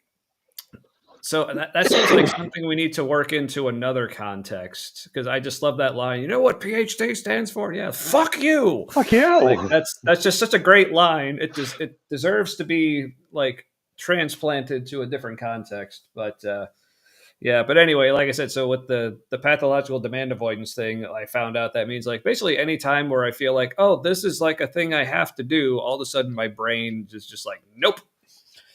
And yeah. So, how do you get anything done? Well, I mean, it's not like absolute. I mean, there are limits to it, I guess, or different ways. Like even without knowing it was a thing, like my brain found ways to cope and like. So I still do things like I have a job, I pay bills and raise my kids, eat. But even then, like sometimes, like even like that you do those things. That's why I'm. Yeah, like I said, it's not a complete like anytime anything feels like something I must do. Like like I said, it's something I only recently found out, like within the past several months. I still don't quite understand it myself, but yeah. Yeah, it comes and goes. I have that also. Yeah. And the other, like Erin came in So, the other day and she's like, "Can you look for an iPad case for? We gotta switch Elise's iPad out." And with another old one that we have, and I was like, mhm. and that was one of those things that triggered the demand avoidance. And I was like I could, but it's gonna cost me. Like it's gonna my executive. It takes it. It like depletes my executive function more than normal things would if I don't want to do it. Yeah. It's hard to describe. It's easier just to look it up and see how experts describe it. Yeah. I mean, fair. Yeah. Yeah. So all that to say, like I said, I still feel bad that never happened, but at least there's apparently at least somewhat of an explanation. Yeah. I'm very glad you apologized to this thing that I demanded that you do for the last 20 years. You're welcome. That I constantly hounded Right. you about. Yeah. / haven't mentioned in almost 2 decades. Yeah. Day after day for 20 straight years. Yeah, that didn't happen. Right. Thank you, Matt. Which is why we are laughing. Man. So yeah. Anyway, but What are the crims being saying about the gays? all right. So I guess now that Barnes is no longer necessarily reporting, I can get rid of our dramatic crawl there. So anyway, so I guess we could start with one of the videos we had planned on watching last week. Featuring New Jersey's own Frank Turek. Now, Barnes, are you familiar with Dr. Frank Turek, Christian apologist? Was he a doctor of? Theology, I think. It might actually be a doctorate in apologetics, but he talks kind of like a high school health teacher. That's that's all of them. Yeah. Or he's like the assistant football coach, that kind of guy. Listen, high school health class, no joke. We had to get a boating license. That was the class in health class about your body and how it works. A boating license. Boating. And you grew up in Ohio? The vessel, yes, the vessel that you take out to the lake to fish. We got a boating license test. And where did you what part of the country did you attend high school? Ohio, suburb of Toledo. Boating for health, for my health, gentlemen. But how did they connect that? Boating is healthy. It's healthier than learning about sex. Oh, that's probably what it was. Yeah, they're like, well, boats are much better. But see, what they didn't account for was boat sex. Well, I figure that if they got enough men to go fishing, they would play with a different kind of pole. Fair enough. Yeah, just do different kinds of yanking. Ooh. Yep. Might want to throw that one back. I don't know that. I don't know what that means, but that's the only fishing metaphor I could come up with. Well, you can also toss. You can also toss one out. Yep. Is that the appeal? You like get to like hopefully yank on a pole with resistance? Is that like? Yep. Well, before this continues to go places it already has, I realize I haven't introduced my second drink yet. So yeah, back with the Sierra Nevada. Speaking of, I guess even though this wasn't planned, this is suddenly a West Coast solidarity thing. Even though it's not LA, it's Chico. I don't know, Barnes. Where is Chico in relation to Chico, California? It's southern. It's somewhere. They're all around. My geography is shit. Okay, I was going to say, is it close enough for this to be considered like solidarity with our LA friends, or it's an IPA? So yes. Okay, sweet. All right. Are you? Do you happen to be enjoying any beverages this evening? I'm enjoying a decaf coffee because I'm stupid, and a Kroger blood orange sparkling water. Ooh. Mm-hmm. I've been really getting into the sparkling water myself these days. So, yeah. Because I'm in my 40s and soda is bad. Mm-hmm. So I was drinking.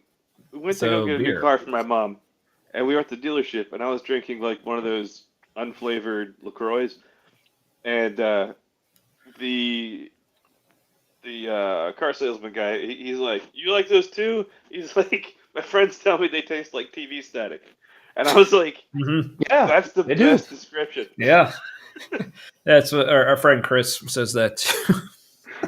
But I think he was really referring to like seltzers in general, but yeah, especially the plain ones. Yeah. Would you like to taste a drunken memory of what orange soda tastes like? Yeah, that's what it is. Yeah.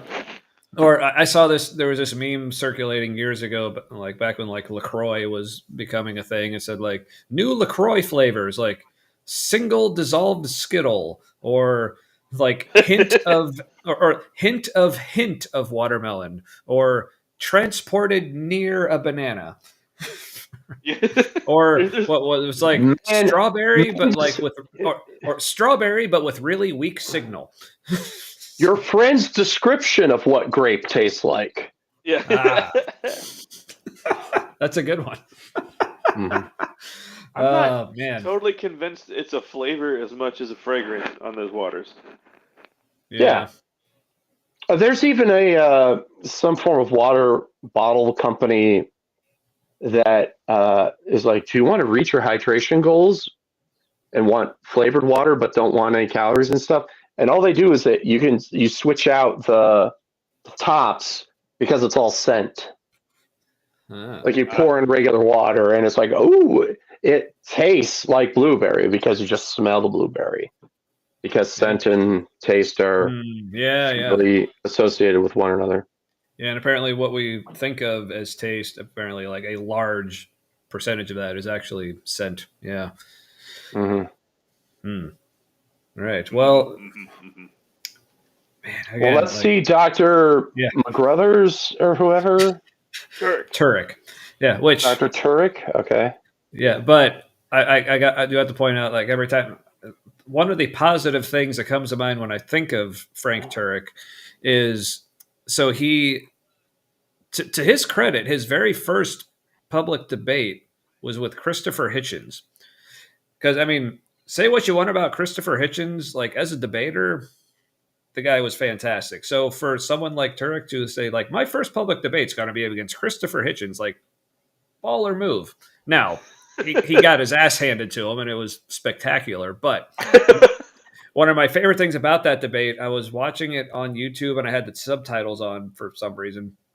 But with Christopher Hitchens' British accent and the way he said Dr. Turek, YouTube's subtitle, like their auto subtitles, showed it as Dr. Jerk. And that made me laugh a lot. So I appreciate that. But anyway, so the title of this video, let me bring it up here, share with audio. Go full screen, but I don't like it on that side. There. I already don't like the fact there's a man known as Dr. Chip involved. Ooh. Transgenderism. Christ on. Okay. Yeah. So. Okay. All right. So, how to think logically about transgenderism with Dr. Chip Bennett. It's not going to be logical. Just heads up. Thank God it's only 4 minutes and 11 seconds. Yeah. Now, for those of us who are familiar with the humanity and our like history of reacting to videos, if you remember the very first time we ever did an episode reacting to a video, it was like a 5.5 minute video, and it took us like the full like 2.5, 3 hours. Now we've gotten better. Good. Because we also got Barnes here to help us out. Hopefully they'll keep us on track. So I think I've maybe seen some of this video. I think this is one of the ones that Matt like recommended to me for last week that like we didn't get to. So Matt, I don't know if you remember this one at all, or I think so. It was just a good example of how they try to, I don't know, make sense with the topic. Yeah. As a person that has many trans friends, I wait with bated breath. All right. Yeah. Yeah. You won't be happy. Makes sense to me. Yeah. So as we go through this, like I said, like I haven't seen this, or if I have, it's only been very little. So we'll just like play. So anyone at any point when you want to stop it, just like shout something, wave me down. Yeah. I'm gonna say the word Bostwick. Bostwick. Is that our safe word? All right. Sure. All right. It's just the first thing that came to my mind. Bostwick. I like it. All right. I like where your head's at. All right. So this is Frank Turek and Dr. Chip Bennett, How to Think Logically About Transgenderism. And I think it might go a little something like this. How can you be gay, lesbian, or bisexual if there are no genders? That presupposes genders. Oh my, that was what they led with? Did they just conflate gender? Gender and sex are two entirely different things. And orientation. And, Yes. He already can't tell me. End of video. Done. That was their bold intro. And Turek loves to use he loves the word presupposes, probably because he's a bit of a presuppositionalist. But yeah. All right. That was so good. What are the main arguments to saying as a Christian that homosexuality and transgenderism is right or wrong? If you read through the Bible is a book built on man, women. Okay, so first of all, saying the Bible is a book, that's his first mistake. Yep. It is a book of books. It is anonymous. Yep. Relationships. It's built on procreation. And obviously... So the Bible's built on fucking. There are some chapters that are about begetting and begetting. There is a Song of Solomon, and people do have sex because that is part of the human experience. However, I don't think the Bible is a Kama Sutra guide by any stretch of the imagination. Right. He could be pulling from Genesis, where it go multiplies to do the earth and all that shit. To your point, he's not citing. Granted, we haven't given him any time yet, but I'm going to say he's not going to cite any particular verses to support that argument that it is a procreation-based book. Or he's at least not going to cite them correctly. Even if he does. Well, he's not going to go chapter verse by any means. Yeah. And even if he does, to your point, it could be incorrectly. If he does, I'm more than happy to do some look 'em ups. But again, by the way, is there a trans person that they're talking to anywhere? No. Regarding this? Oh, of course not. No trans person present. Of course not. Yeah. What do they know? I mean, the Bible's clear on what they should be saying anyway, so why bother? Here's what the Bible says about black people. Here's what the Bible says about women, or et cetera, or what. Anyway. Yeah. Mm-hmm. All right. Clear on fuck all. And it is clear on fuck all. Yes. Oh, you go to fuckall.com? That was very clear on that. When you have relationships that either don't do that or do that in a way that can bring a lot of pain and suffering, whether it's polygamy, whether it's adultery, whether it's fornication. So if polygamy, so if polygamy brings suffering, why does the Bible endorse it so damn much? Yeah, I was literally about to say David had a harem, multiple wives. Mm-hmm.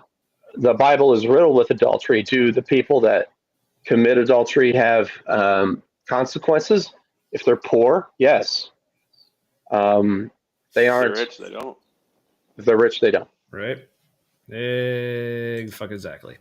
Also, polygamy and adultery can be argued to be two different things. Yeah. Right. Yeah, but here's the thing. So I know it sounds like he's getting into this whole like traditional biblical marriage thing. It's like, what I like to say is like, look, because I know this, the way Christians nowadays, and again, present company excluded. So when I say Christians, I mean in the specifically. You don't have like, to. Yeah. Well, I just say like is assumed. Right. Yeah. I'll just say like for the audience's benefit, in this context, when I'm saying Christianity, I mean like Frank's type of Christianity, specifically like American evangelicalism, typically very conservative evangelicalism. That's what I'm meaning. But like in Christianity, when they talk about like traditional biblical marriage, like usually what they mean by that is not at all what actually is traditional biblical marriage. Yeah. Or the way I like to put it is like, look, don't talk to me about biblical marriage if you don't know your daughter's worth in goats. Also, I'm still wondering what this has anything to do with being transgender, because being transgender has nothing to do with marriages or sexual relationships or even committed relationships. Right. We'll see if he gets there.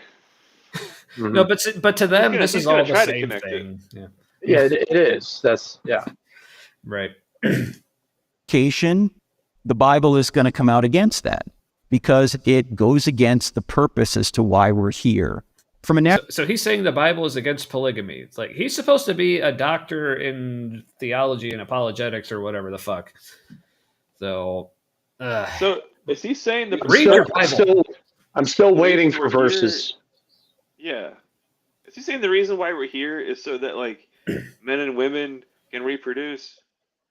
Like, what about the Jesus part of the Bible? Like, yeah, I think we're here for a different reason in that part. Yeah. Plus, I mean, that's also the thing. Like, if they're saying like people are here for procreation, but if you're also telling us that Jesus was like fully human, but suggesting that he like had a wife or even a girlfriend or even like was attracted to anyone, there's like that's a problem for some reason. Yeah. But like if that's the point. But if that's the point of humanity and he was fully human, it's like why couldn't the dude get some action? I mean, that seems to be... I will say, and you both know the Bible does say be fruitful and multiply, but it doesn't say be fruitful and multiply or I'll kill you. You know, right. It's saying go have fun, make babies, please. It's not go have fun, make babies, please. And I'm mad if you don't, unless your name is Esau. But that was a different whole thing. That's a one-on-one problem. So by that metric, even me as the atheist, like I have 2 kids. So in that way, you might say I'm better than Jesus in that sense, because Jesus apparently didn't go forth and multiply. So I guess not. Yeah. Looks like that's why Paul had to put Tommy 2, Jesus nothing. Yeah. You think that's why Paul put in the bit about like, well, you know, if you're not married, then stay not married. Is that kind of trying to retcon why Jesus wasn't married? I think Paul was saying that because he was a closeted homosexual and he didn't want that, and he had problems with that. Yeah. So I mean, he had a thing for Timmy, but also I think there's also the aspect like the pitched a lot of tents. Like it was his job. Yeah, Mhm. Yeah, Timmy was making him pitch a lot of times. But there's also the aspect that Jesus, apparently, like the historical, like Paul and Jesus seem to be like very apocalyptic. So it's almost like they didn't expect the world to last much longer.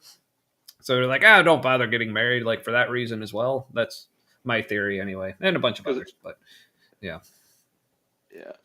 So I think they could sense that Israel wasn't going to last much longer as a nation. Yeah.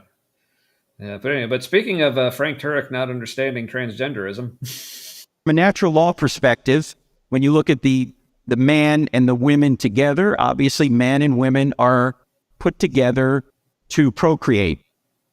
The only thing a man and a woman can't do alone is procreate. We need at least yet. Bostwick. Okay. Bostwick. Yes. Natural law also includes hermaphroditic people. It also includes people, intersex people. It also, and this is species and everything like that. And if his argument is humans, as of right now, yes, procreation requires an egg and sperm. However, if he goes back to the whole natural law thing, single-celled organisms exist and they can procreate without a partner, and other species can too.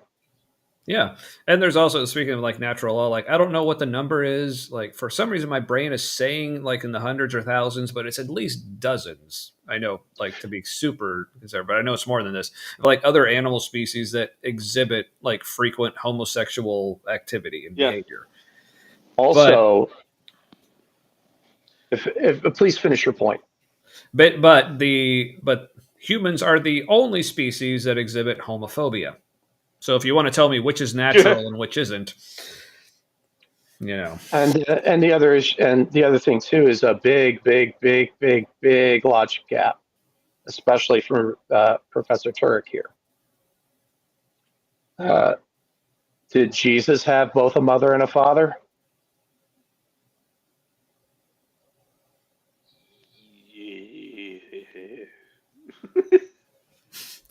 Or was it a virgin birth?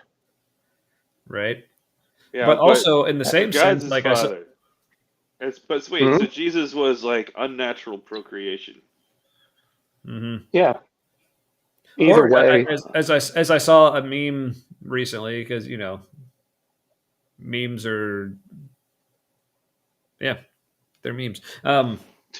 But it did say, I don't know where I was trying to go with that, so I just didn't.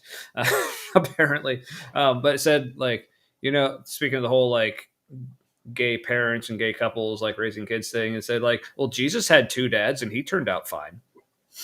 So yeah, but being a father and being the biological father, that's right. Not one and one, but that's why like another one of my favorites. He's already opened himself up to criticism and scrutiny based solely off the fact he doesn't even know how his own deity was created. Right.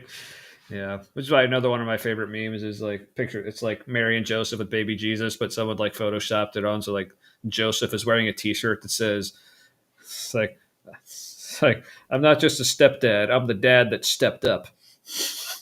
Yeah. So good for you, Joseph. So anyway.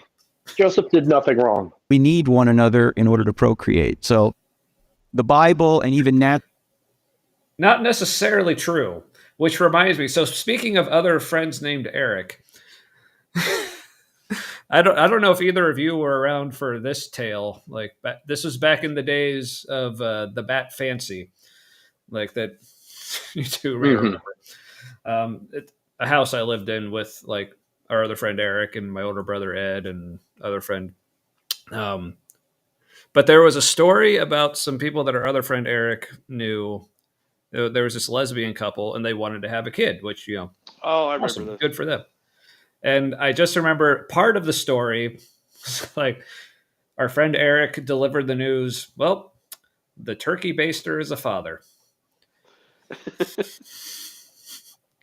So tell me again, Frank, how you. That's something. So hey, we can find ways around what you consider natural law, there, Frank. Let's see if he can go 20 seconds without talking out of his ass. I don't think he can go 2, but hey, we'll see. So far, he hasn't. No. Yeah. Yeah. Let's let whole thing. Yeah. Let's let him cook. Natural law points to the fact that nature points to the fact that the man-woman relationship is the ideal. Yeah. Also, nature points to the fact that your eyes don't work and you shouldn't wear glasses, motherfucker. So. Yeah. Also, fun fact, like people who don't know the Frank Turek lore, and this is something that someone confronted him with at an event where he does a lot of like live Q&As where he turns into a lot of videos of him apparently like owning the atheists in the crowd. But speaking of on like transgender issues, someone in the crowd actually confronted him. I don't remember the name of it, and this is something like I wouldn't like out. I normally wouldn't out someone or shame them for, but just given what Frank says about transgender community and like gender affirming care and all that stuff, I had zero qualms about this. And I don't remember exactly the name of the condition or the procedure or whatever, but basically, so Frank, a very like cis hetero male, but I guess he had this condition where he just had like excess like breast tissue. So it looked basically kind of looked like he had boobs. And he had surgery to have those reduced. And someone brought that up, how hypocritical that is of him being like denying of transgender individuals getting gender affirming care when he did that himself. Yeah. Right. Yep. So there's also that to keep in the back of your head as he's talking about transgenderism. So, yeah. All right. Anyone else have anything to say during this particular pause point, or should we keep? No, let's let him go for a bit. All right. One quick thing about transgenderism, if we could. This, again, is a very sensitive issue. But I think that if you really think about it, transgenderism presupposes fixed genders. Why? Because if I'm a man does it presuppose fixed genders? Really? No. Not necessarily at all. I want to see where he's going with this. Yeah. Let's see. Yeah. Logically, but I think I'm a woman mentally. Then I have to have someone, because if I'm a man biologically, but I think I'm a woman mentally. Which also, like, he thinks that's an accurate description of what transgenderism is. Like, I'm really this, but I just think I'm this. Like that's yeah. So he's just starting off on a bad foot already. Yeah. This is it always start. Well, it generally always starts with the initial problem, which is their argument is that gender and sex are the same thing, whereas everybody else is like, but they're not. And including scientists who actually know what the fuck they're talking about. And because of that impasse, that's where all the other impasses come from. It's the first one that branches off into everything else. Well, and the Bible talks about sex, but it doesn't talk about gender. So they kind of have to bring it back to sex. Yeah. Yeah. All right. So Frank doesn't understand what transgenderism is, so we're off to a great start. So let's hear him talk about the thing he doesn't understand authoritatively. Then I have to have some idea of what a man is and some idea of what a woman is to know there's a difference, to know there's a mismatch. And I also have to have some idea of what a man is and some idea of what a woman is to want to make the so-called transition. Because if gender is completely fluid, transgenderism would make no sense at all. Gender fluidity is a form of being transgender, but it is not the same by any means. Gender fluidity is... It's in the name. They don't identify as man or woman. Or they identify as both. And again, it's social. It is societal and social norms, not genitalia. So here's where I think he's getting. This is where I think he's getting confused. So as we know, like gender is a spectrum. Yeah. Right. Yeah. And sex, like, people like to use the term, like, they'll call it like, well, sex is binary, and I learned this term recently. Like, no, it's not actually binary; it's bimodal, because in the sense that, like, yes, most people fall into like one of two categories, but just the fact that any other category, and I mean, this is something I meant to actually look up, like, before. Well, like we said, intersex people exist. So right. where do you weigh in on that? Because I guess my understanding of what binary means, and if anyone else knows, like you two guys or anyone in the chat or whoever, like, so my understanding of what binary means is like there literally are only two options. So It's the fact that there are other things, or. yeah, because like you think of like the other common place where binary is used is in like computer code. It's like because there are only zeros and ones. It's not like a random 7 or 28 works itself in there somewhere. It's like, no, there are literally only zeros and ones, and that's why it's binary. But the fact that there even are other things like intersex or gender fluid or transgender, like, means that like sex just is not binary. Because even when people try to nail it down to certain characteristics, like whether it's just like your genitals or like, do you have a Y chromosome? It's like, it is so much more complex than that. Because even if you have a Y chromosome, it's not like the Y chromosome just like magically grows a dick and balls. It's like, no, like it's part of a entire chain and series of things that have to all happen. So that's why we have people, I think it's called androgen insensitivity or sensitivities. But basically, it's a thing where someone can have a Y chromosome, but like to look at them and, to use like crude terms, but if you look at them, they just look like a cis woman, to the point, and like their whole body developed, and even like their whole body, like externally and internally, to the point where they can like naturally without assistance get pregnant and give birth, but they have a Y chromosome. Yeah, but they just pass as femme. Yeah. And they even like their whole life identify as female, live as a female, everything. But then they find out, oh, I have a Y chromosome. But that's literally, as far as they're concerned, the only masculine thing about them, to put it extremely crudely. But again, but just real quick to plug a fantastic video was done on this. One of our favorite YouTubers, Forrest Valkai, he's a biologist. He has a video I think it's called Sex and Sensibility, like where he talks about like transgenderism and different sexual identities and gender identities, and like how, and he does a really good job of breaking it down from a very scientific perspective, like how much of a spectrum it is, and how, like, really, unless you go to the extent of getting your entire genome sequenced, which no one does, because why the fuck would you really don't know where you are on that spectrum, other than just like what you feel like and how you identify.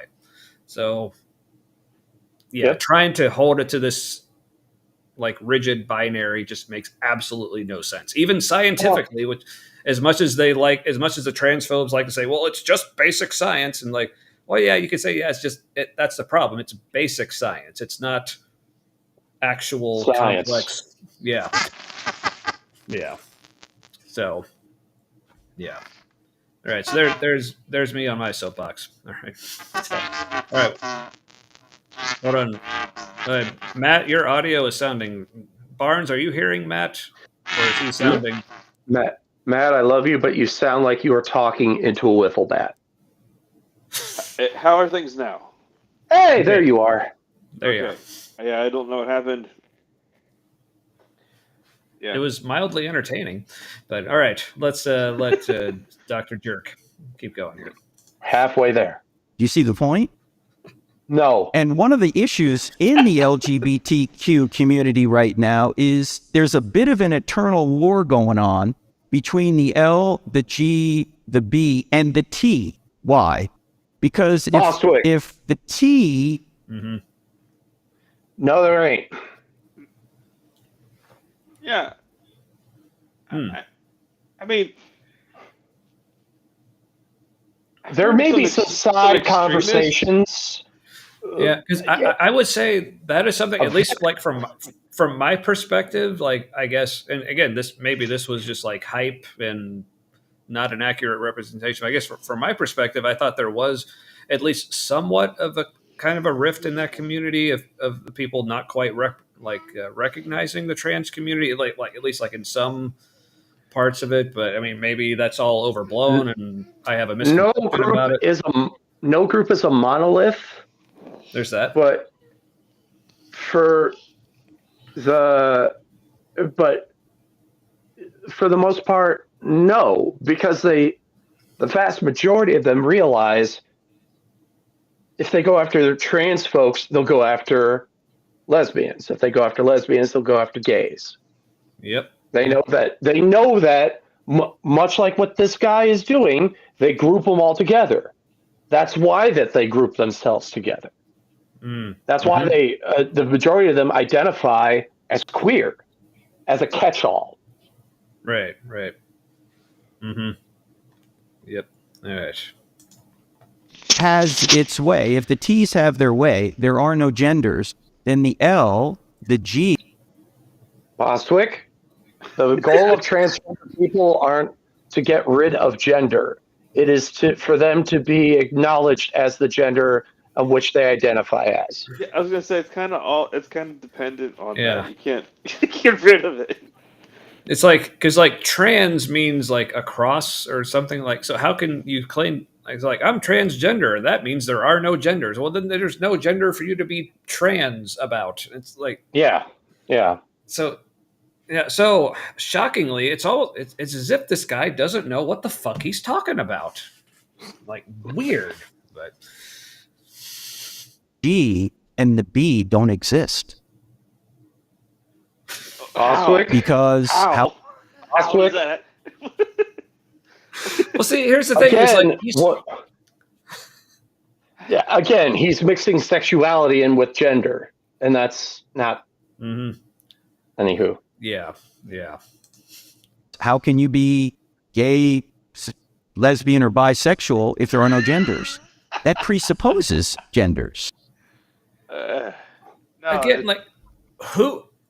I mean, not even just like what trans people are saying this, but who is saying that trans people deny the concept of gender? No, none of them. Or how does it break gender? They're just saying acknowledge mine. It's frankly quite the opposite. Yeah, it really all it's acknowledged as a gender. Yeah, it's really just been saying like, hey, all or none of them.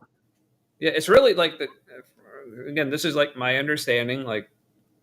But if anything, it's like trans people. We are cis men, so we only have so much understanding. But right, correct. Yeah. And I have a very close friend who's trans, but like I don't know much like beyond that. But it's like, yeah, really, all they're saying is, sorry, I need to back him up because I like forgot what I was responding to. So sorry, this means more listening to Frank, but because how can you be gay, lesbian, or bisexual if there are no genders? That presupposes genders. Yeah, so it's right. Yeah, because that's what a trans person is saying. Like they're not saying there are no genders. They're just saying like, okay, up until now, like you have identified me, or I've identified whatever the case may be. But basically I've been known by the wrong gender. Yeah, essentially. That is not at all the same as there are no genders. So, yeah. Nope. Yeah. Nope. In fact, even the feminists are concerned about this. Why? Because if there are no genders... there is the TERF issue. Oh, sure. Yeah. That stands for trans excluding radical feminists or something like that. Trans exclusionary radical feminist, yeah. So, which... See J.K. Rowling.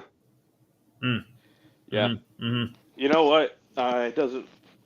It's not the vagina that gets you the discrimination. It's the being feminine that gets you the discrimination. Yeah.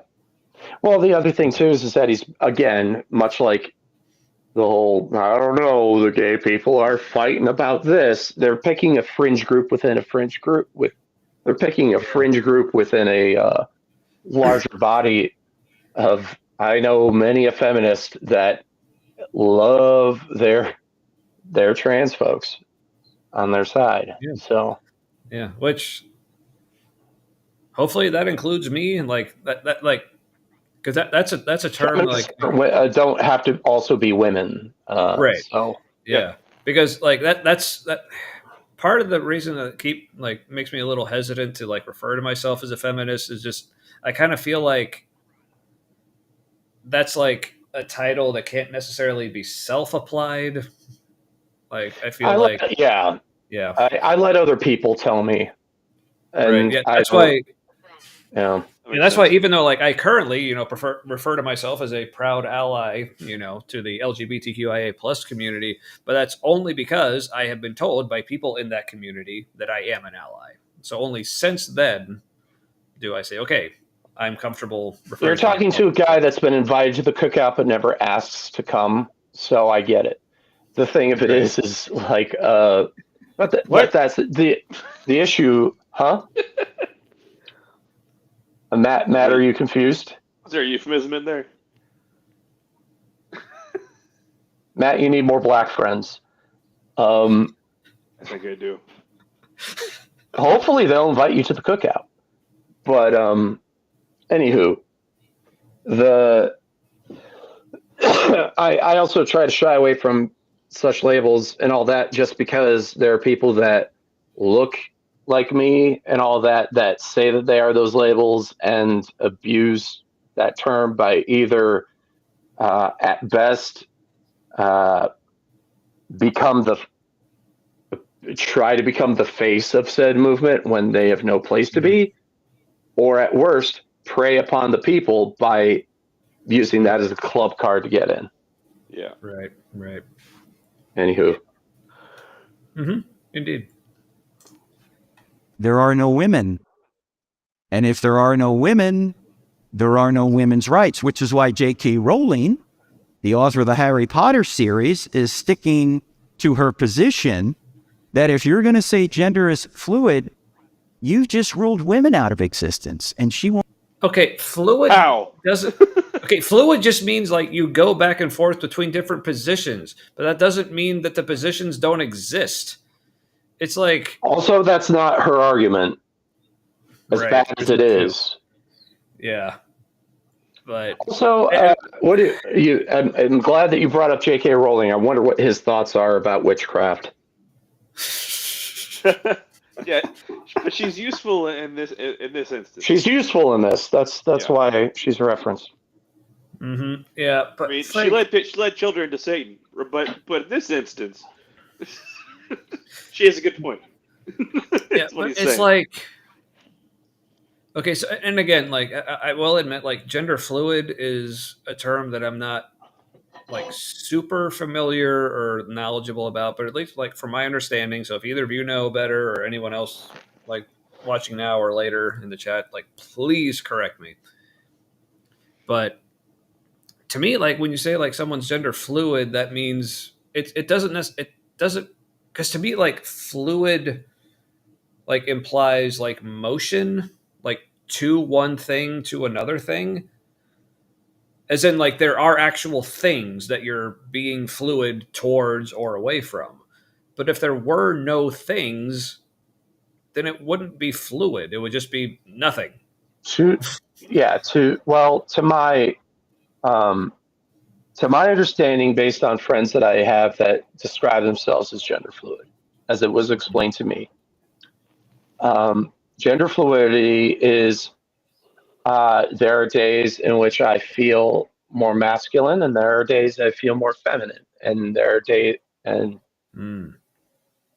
are times in which I like to indulge in my masculine side and either present as male, like grow out my facial hair, do more prototypically masculine actions, clothing, and so on. And then there are times in which I fade more into my feminine side, where I, maybe I don't shave my beard, but I wear women's clothing, do things that are considered more feminine, and so on and so forth, which is much different than what he is presuming, which is non-binary, which exists. But non-binary is, I don't identify as, I am not, if I were non-binary, I'm not a man, I'm not a woman, I'm Eric. And I just, I wear what I want to wear, I do what I want to do. I could present, if I look like this, I'm presenting as male. If I'm wearing a dress, I'm presenting as a woman. But I consider myself they, them. I just wear what I want. It's more of up in here. Yeah, but even if a person is non-binary and saying that they do not themselves identify with either like male or female, that's not them saying that male or female don't exist. Exactly. Yeah. Or so as you were talking, like the analogy that I came up with, so let me know if this is actually analogous. So for people who know me, like I'm very much into like the extreme metal genre. And, like two of the biggest like genres in there that I'm a huge fan of. I love black metal. I love death metal. But like I'm not purely a fan of one or the other. Now, depending on my moods, like currently I'm in a huge like black metal mood, like recently. But sometimes I go more to like a death metal mood and I keep going back and forth. But the fact that I'm not identifying solely with either, it's not me saying, well, black metal and death metal, neither of them actually exist. Like that's ridiculous. So does that make sense at all? Does that seem analogous? That makes sense to me. A non-binary is I just like metal. Yep. Yeah. Yeah. Do you think or fluid actually? But anywho. Yeah. Yeah. So having transgender people and people who are gender fluid or non-binary, it does destroy the binary nature of it. And so do you think that's where he's on an emotional level, he feels like his status as purely male has been destroyed? Like now he's partly woman, and it just is. It broke reality for him. Yes. He can't grasp at the fact that he's a percentage of what he identifies as opposed to the whole. Yeah. Like, dude, you have nipples. Like, yeah. I mean, you got no use for him. But guess who does? Women. A penis is a clitoris that just made its way out. It's a fucking mutant clitoris. Exactly. Yep. Yeah. And testes are just like external ovaries. It's like yeah. Yeah, and basically a sealed up vulva. It's almost like biological men and biological women are of the exact same species and aren't too much different from one another. Right? It's weird. Put that out there. Yeah. Which also, speaking of maybe like testes, rights. Like, yeah, that's an idea. Crazy. But speaking of like testes and ovaries, like, people usually like refer to men as like having like, big balls, and that's like supposed to be like a cool thing. Like ovaries, like also balls, they're actually bigger than testes normally. So you could say like women have bigger balls than men, if that's how you like to. They also point out, gentlemen, you are both fathers. You have both been married or are married. I have indulged in a wonderful time with a lady or two or five. Excellent. How many of them were like, oh, good, his balls are huge. Hooray. Yeah, the sex is going to be so great because the balls are so big. Oh, look at them balls. I love them. My writing partner, who's non-binary, but at the time identified as a woman. They asked me, and they had sex with cis men all the time. Good on her. Or her at the time, them now. Right. Mm-hmm. But asked me, because we were thinking about doing a sex podcast together, looked at me flat out and said, help. Balls. What do you do? She had no idea why or what to do with them. I just love how men are like, oh, their testicles are so big and all that, as if that's something that women strongly desire. Oh, not the thing, not the thing that provides the actual pleasure of sex, but look at that scrotum. Oh man, he's gonna be in such pain riding on me or me riding on him, having that thing slap about or get crushed. He must sit on them all the time. I think only dudes care about the big balls. No shit. But you know what? So bigger testicles means that they are producing or could produce more testosterone. So, since that's where it comes from, I think. So, hooray! Maybe dudes like to follow like more masculine dudes. Maybe that's an evolutionary thing. I don't. Or maybe they're obsessed with balls that they are compensating for something deep inside that they're denying. Yeah, it could be that. So they have to put a pair on the back of their pickup truck, right? Because they just want they just want to look at them. It reminds me of the Ron White joke. It's like Ron White's like, everybody's a little bit gay, and a friend's like, I'm not gay, and it's like, oh, you like porn? It's like, yeah, of course I love porn. Oh, you like a big-breasted woman? Yeah, I love big-breasted women. You like wet pussy? Hell yeah, I love wet pussy in my porno. Do you like it? Do you like a man with a tiny member? No, I need a big old cock. Yeah, you're a manly man, aren't you? Yep, I remember that one. Yeah. I love that phrase. It's like throwing a hot dog down a hallway. It's so. I like it's throwing a toothpick down fuck! I fucked it up. Airline landing or something or. The boarding tunnel thing. Airport runway. Yeah.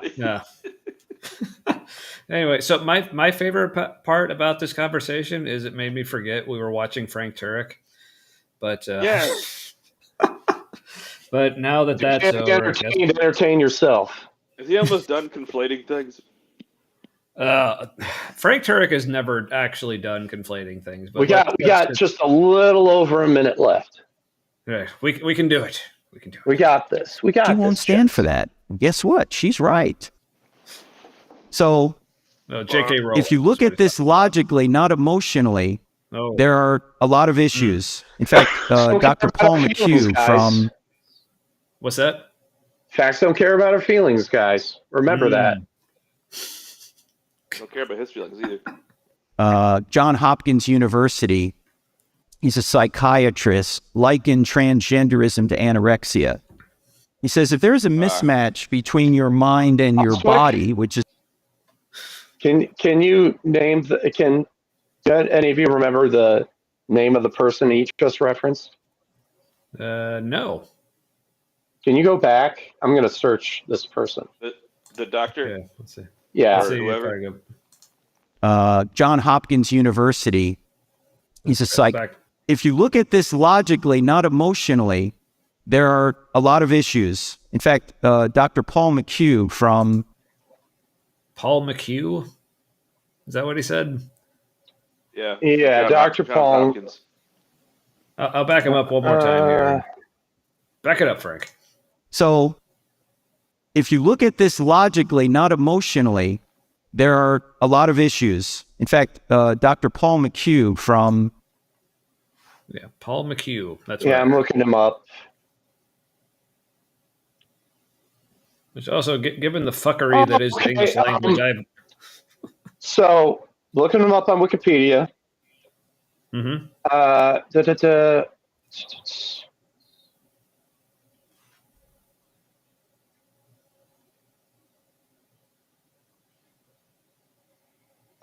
McHugh was appointed to a lay panel assembled by the Roman Catholic Church to look into sexual abuse by Catholic priests in the United States. The appointment was controversial as McHugh had previously served as expert witness in the defense of numerous priests accused of sexual child abuse. Excellent. So, Man, on top of great that, start. he criticized the DSM. Are you familiar with what the DSM is? Yeah. Mhm. Yep. Yeah. Diagnostic Service Manual or something.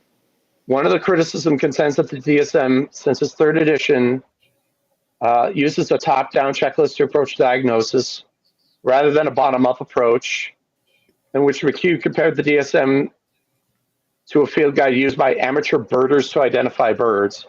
Oh, and he was featured in a 2017 Netflix documentary, The Keepers, for his role in the defense in the 1995 trial, Jane Doe et al. Versus Joseph Maskell, which was a case involving the sexual abuse of two women at the hands of a Catholic priest. So I would say that this man's rhetoric is dubious at best, given to what he has been asked to do. Yeah. His views on sex reassignment surgery for transgender people is based off of, he has said medical treatment for transgender youth was like performing liposuction on an anorexic child. And this is all based off of his medical knowledge back in 1979 when he shut down a gender identity clinic at Johns Hopkins. So only the best sources for Frank's information here. I just picked a guy who had a recognizable institution attached to him. Yeah. Yeah, because he is also associated with the American College of Pediatricians, opposing transgender health care and characterizing trans people as mentally ill. The Southern Poverty Law Center has classified that group as an anti-LGBT hate group. Yeah, because it doesn't fit the profile of being a mental illness at all. No. Yeah. So he describes himself as religiously orthodox, politically liberal, and culturally conservative. A believer in American Marines. What was that last part, Barnes? Politically liberal and culturally conservative, which doesn't track. No, that's according to it. But that's according to a 2002 New York Times article. He's a supporter of institutions and "quote unquote" family values. Okay, so he's not. So he is not a unbiased party in this viewpoint. Right. Yeah, but let's say, like, just for the sake of argument, that this guy was like actually legit in all his credentials and said whatever it is that Turek is saying that he's saying. Like, okay, one guy. Yeah. So what? And it's an appeal to authority, which is not something to base an argument on, or it's a logical fallacy. Which doesn't necessarily mean the conclusion's inaccurate. At least doesn't mean it is accurate. At least name three other doctors that support this theory that at least do not. And I would say the smartest argument that he has made thus far, and it's not that smart, was including J.K. Rowling, because J.K. Rowling would be totally against everything else that he has said, but sides with him on this. If he were smart, he would find at least two other doctors that side with his viewpoint in the exact same way, but also do not subscribe to the Christian faith. Right. Mm-hmm. Yeah. Anywho. So good luck with that. So let's see where he goes from this particular. Yeah. So let's see where he goes from this particular terrible position. Johns Hopkins University. He's a psychiatrist, likened transgenderism to anorexia. He says, if there's a mismatch between your mind and your body, which is what happens in gender dysphoria, and what also happens in anorexia, we don't try and affirm the person's psychological state. Okay, well then, again, referencing the procedure that I mentioned earlier that Frank had. Okay, Frank, then why did you have your procedure? Because your body didn't match your perceived gender identity. Exactly. And gender dysphoria is different in that it's the person trying to process where they are. Right.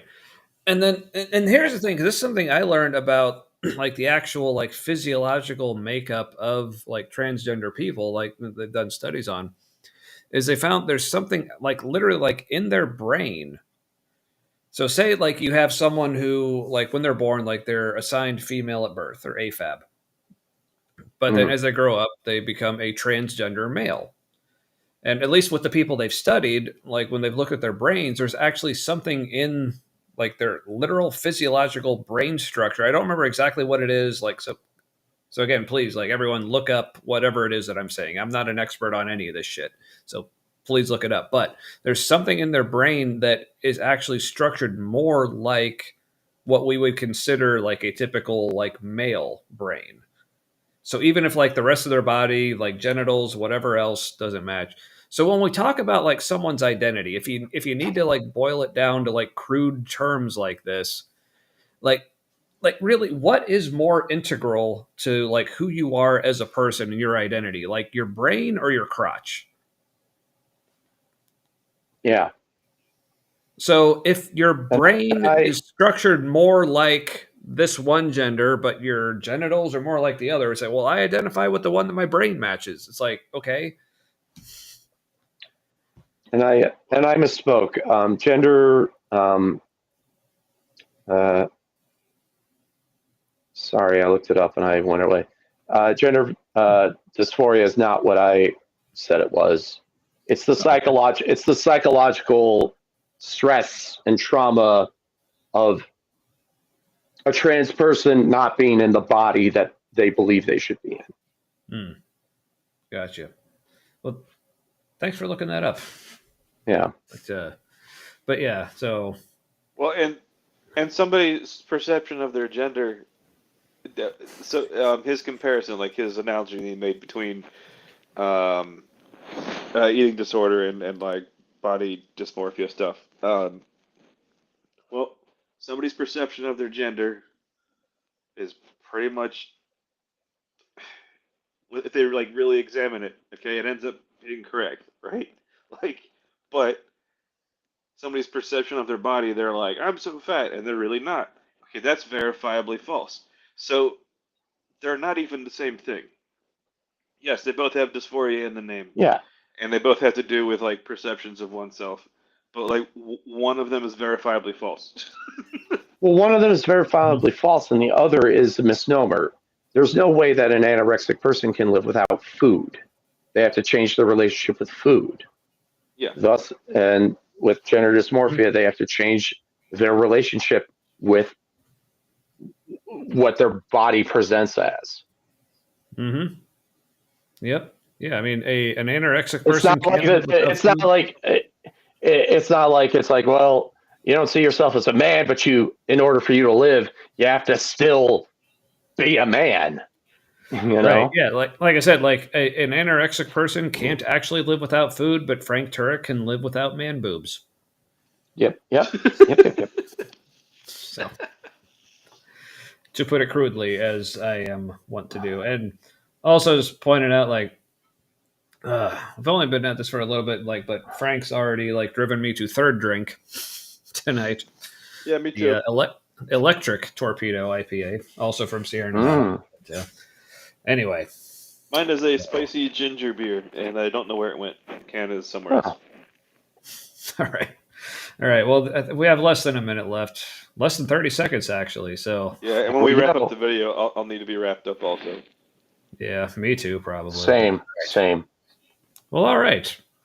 Glad we're in agreement. We tell them that their psychological state doesn't align with reality. We try and fix them psychologically. We don't try and fix them with surgery. We would never say to an anorexic, you're right, you're overweight, let me give you liposuction. We would say, no, that would be harmful. If there is a mismatch between your mind and your body, you fix that problem with psychiatry. You don't fix a mental issue with surgery. Yet that is what many in our culture want to do. Not trying to fix a mental issue with the gender stuff. You are trying to align things. Yeah, which I'm again, Googling psychiatrists on gender affirming care.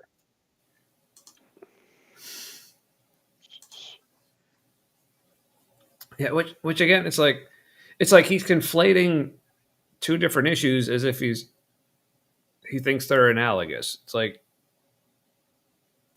it makes sense to him.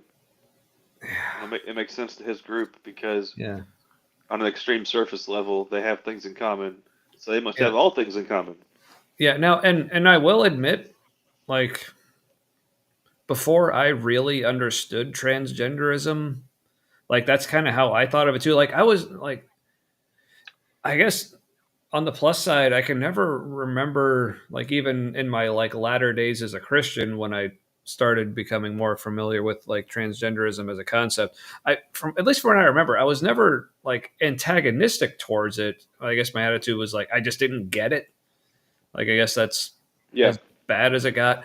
Because for me, like that was my thing. It was like, well, usually if someone thinks they are something that they obviously aren't, we like call that like a delusion or something. But again, that's when my mind was in this very like binary black and white way of thinking when it came to like sex and gender and like conflating the two, but then realizing, oh, it's not that they are thinking there's something they're clearly not. It's like it's just that people aren't clearly one or the other as much as we thought they were. Yeah, and like I wasn't sure what I thought. I didn't know what to do with it, like you said, until I had a friend who I met up with for a movie, and I didn't realize they had come out as transgender, and so that was my mind realizing that they were, because I was like, oh, because they were Mike at the time, and I was like Mike's wearing. It was a Star Wars movie we were going to go see, and I was like, Mike's wearing I think he's wearing a Star Wars line that's only for women. It's the Ahsoka Tano line from the voice actor who does her voice. His name I can't remember right now. Then I was like, oh, Mike's wearing a bra. Oh, damn. It's like, oh, I'm. It's like I'm gonna have to wrestle with some shit real fast. And then we hung out afterwards, and then that was when I realized that Mike, who now goes by Max, is Max. They were more themselves than most people are, and that's been my experience with just the two transgender people I know personally, is that they are more themselves than most people are, and I can't argue that somebody be less of themselves to fit a mold. That's ridiculous. Mm-hmm. Yeah, because like the way I put it now is like, okay, let's say it actually was the case that like the extreme like offensive caricature of what transgenderism is. Let's just say it really was, say, like a man just pretending to be a woman. Like, let's say that's it. It so very much is not, and I want to make it clear that I do absolutely do not think that's what it is. But let's just say that's what it actually was: a man just pretending to be a woman. So what? If it's not hurting anybody, including them, like, so what? So the sign on the bathroom. The sign on the bathroom has never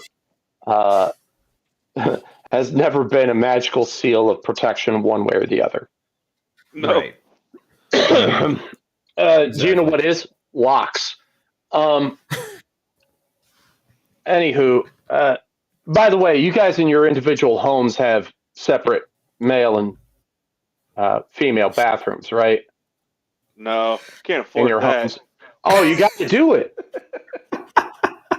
Matt, if you don't do that, you may go in and just, I don't know what you would do to your own wife. Yeah.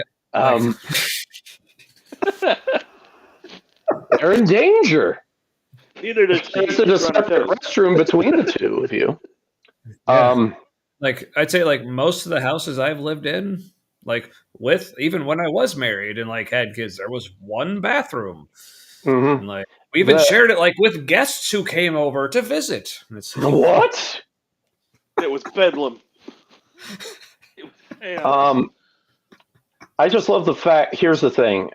I was listening to you both, but I had to do this because my Some More News brain clicked on. Right. He mentioned. By the way, everyone, go check out Some More News. They're on YouTube. Any other platforms? No, probably. They are a podcast as well. If you prefer to just listen. Yeah. Yeah. So our good buddy Barnes here is one of the writers. I'm one of the senior writers for Some More News.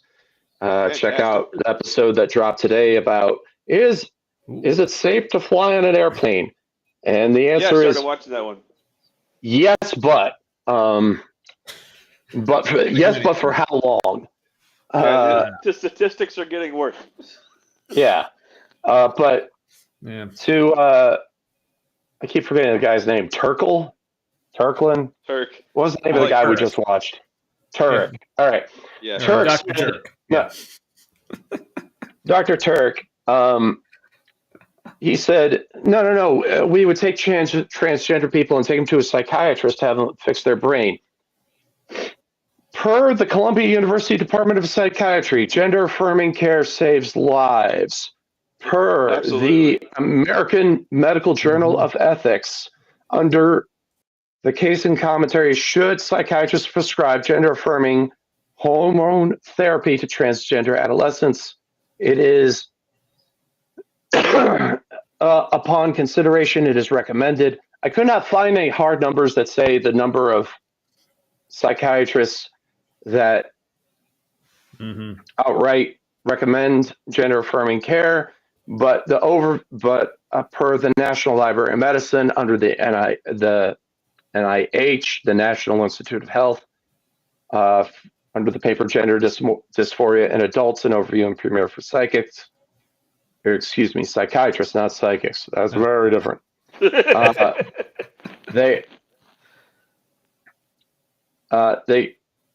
They also recommend gender-affirming care. Psychiatry do too. American Psychiatric Association, under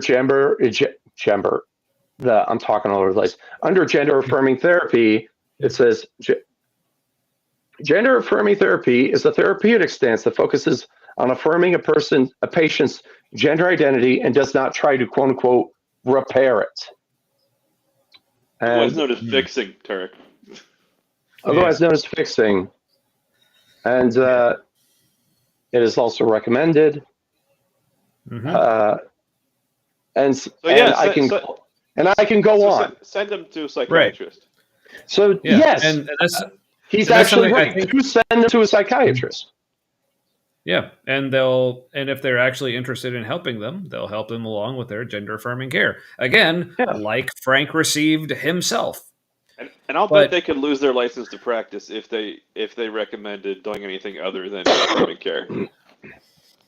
Yeah, because here's the thing. So I remember. So we also were discussing similar issues last week, and I included in the description a link to a extremely helpful list of professional resources from another channel we both follow on YouTube called a Genetically Modified Skeptic. He did a video responding, I think, largely to Frank Turek and some others talking about the trans issue, and he put together this whole Google Doc, just I don't even know how many of resources to studies, just showing what Eric was just saying here, how gender affirming care helps and literally saves lives. And I don't remember the specific stats, but numbers not even just from the, there's the aspect of actually receiving the medical, like gender affirming care, but also just from the side of like receiving support just in your community, like as a trans person, and like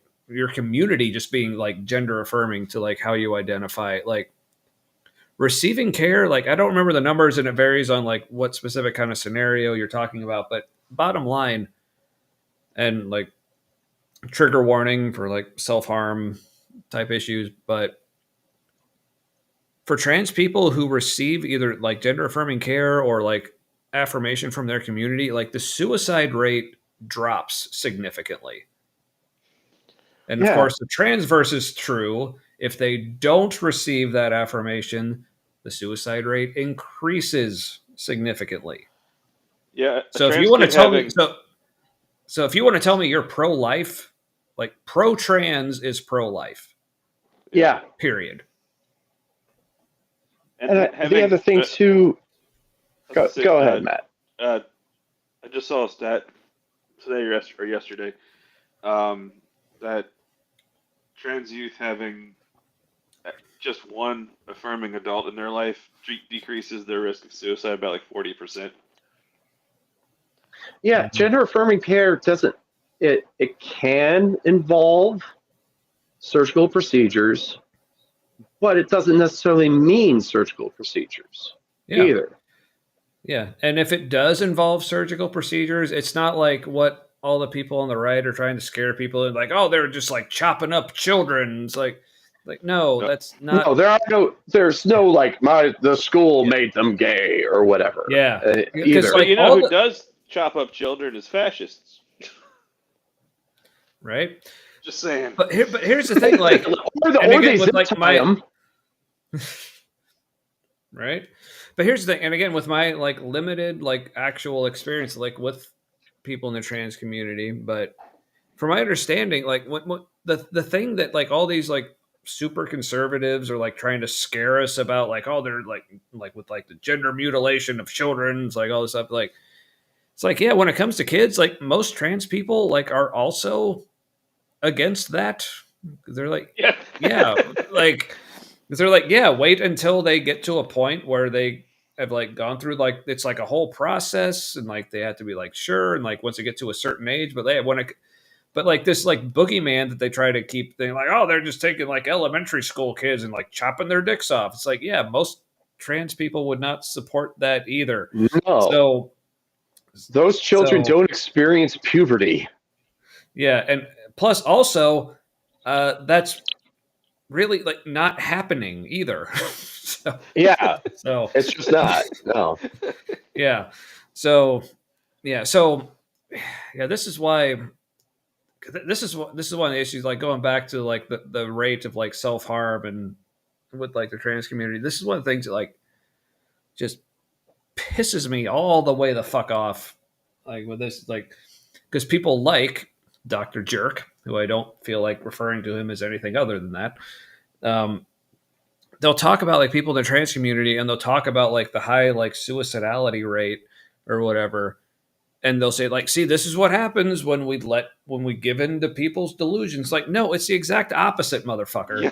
It's like when you are, it's like they're trying to blame just transgenderism on making people suicidal. It's like, no, it's because of fucking people like you, like not you, like him.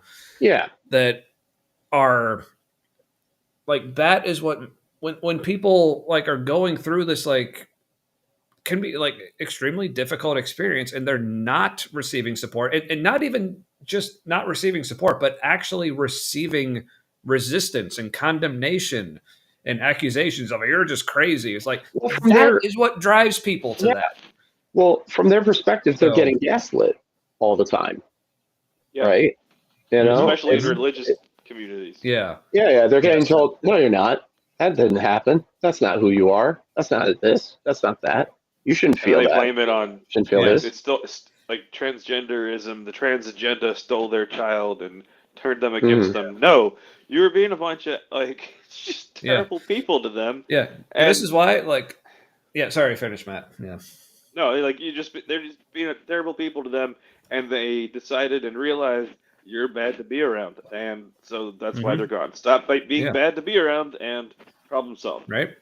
Yeah, because this is why I say, like, as a parent of 2 kids, like, there's this whole thing, like, this is one of the things we covered last week when, like, Fox News was talking about, like kids going to school and like identifying as like a different gender or going by a different name at school, but then the schools aren't notifying the parents of the child, and how that's a terrible thing. Like, okay, here's the thing, like, as a parent, if I found out that like either of my children like at school were identifying as a different gender or going by a different name or whatever, and if I found out like they were telling the school but not me, I wouldn't be mad at the school for not telling me.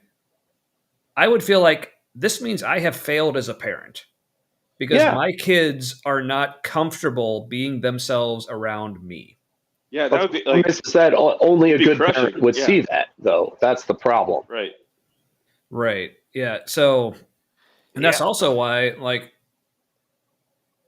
and this is my stance. Like I don't care who you are. Like, however my children identify, like, I don't care if you're close friends, family. Like, if you don't abide by that, fuck all the way off. Like, again, because of the like what we said, like this, like, and the stats bear this out, like the increased risk to them by not being around people who are affirming of them. Like, I'm not fucking around with that. Like, if you're not willing to like affirm who they are, then like, I'm not fucking around with that. It's kind of literally toxic. Yeah. So, just putting that out there. For all right. Well, all comes down to like. All right. Take a deep breath. Have a swig. I'm good. It just all depends on what kind of parent that you want to be. And the type of relationship you want to have with your child. Because the way I look at it, because I've seen like posts about saying like, if you're not comfortable having a gay child or a trans child or whatever, then just don't have kids. Well, don't have kids, and if you end up having kids, don't be surprised as soon as they turn 18, they don't want to be around your ass anymore. Yeah, because that's the way I look at it. Is like, I mean, I use terms like, I have kids or they're my kids, but like, it's like, I don't look at it as in terms of like I own them. I look at it in terms of I steward them or I take care of them. But like when it comes to like who they are, like dad, I try, but like the way I look at it is like they aren't mine. Like they are their own person. So I have to be comfortable with whoever they are. And I say, even though like, we've been separated, I still like give full credit, like their mom. She's a great mom. Because that's one thing we have in common is say like our kids are who they are. And our job is to nurture that and not try to make them like miniature versions of us or whoever, like what we want them to be. It's like our job is to make sure they fully grow into who they are. Yeah. And give them the tools they need to succeed. Right. Exactly. Yeah. So that's my thing. Like, so if you're not prepared to do that, then please don't have kids. Yeah. So, all right. Yeah. We should probably wrap it up because I gotta go. Yeah, me too. I was going to say that's my second soapbox I'm stepping down from. Yeah. You boys are a few beers in, so. No, I'm a few sody pops in.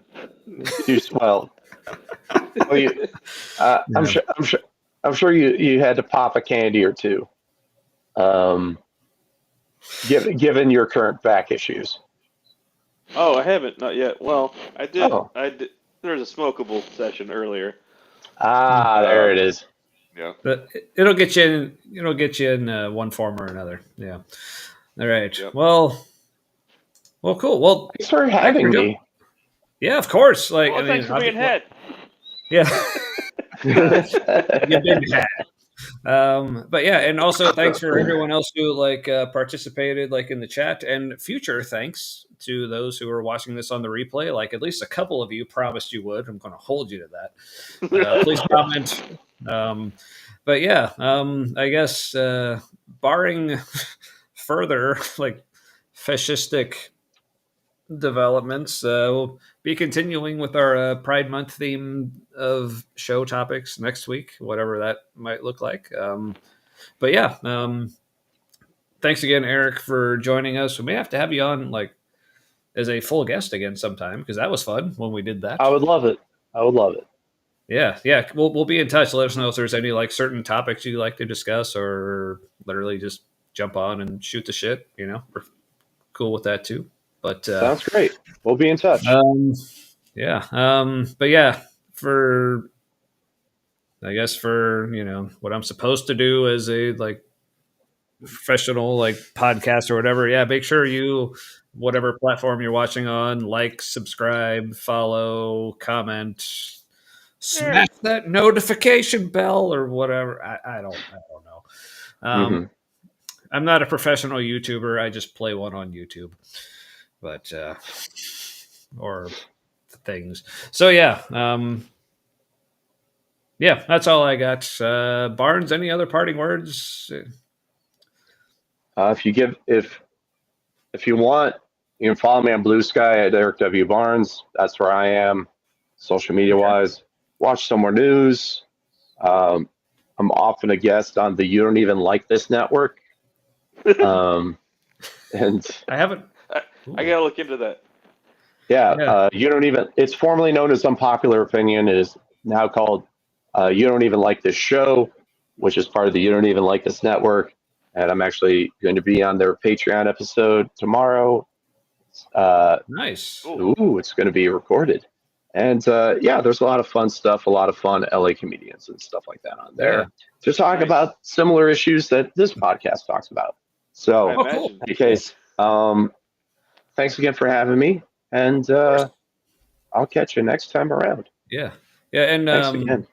And feel free to like drop links to like all that stuff like in the chat, and then I can maybe like copy those and like add them to the show description or whatever. But yeah, that all sounds like good stuff.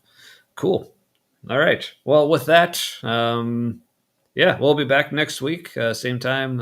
Like I said, I'll probably be dropping another one of my little shorter videos on Sunday, and my new little series, like not the humanity related, just more on like my personal pages and stuff about talking about my experience with autism. People who follow me on Facebook, that's the only place I'm posting that for now. Unless there's more interest, I might put them on YouTube as well. But yeah, that's all I got. So Matt, all right, take us out. Your things and stuff be forever with your people. Right. Good night, everybody. See you next week.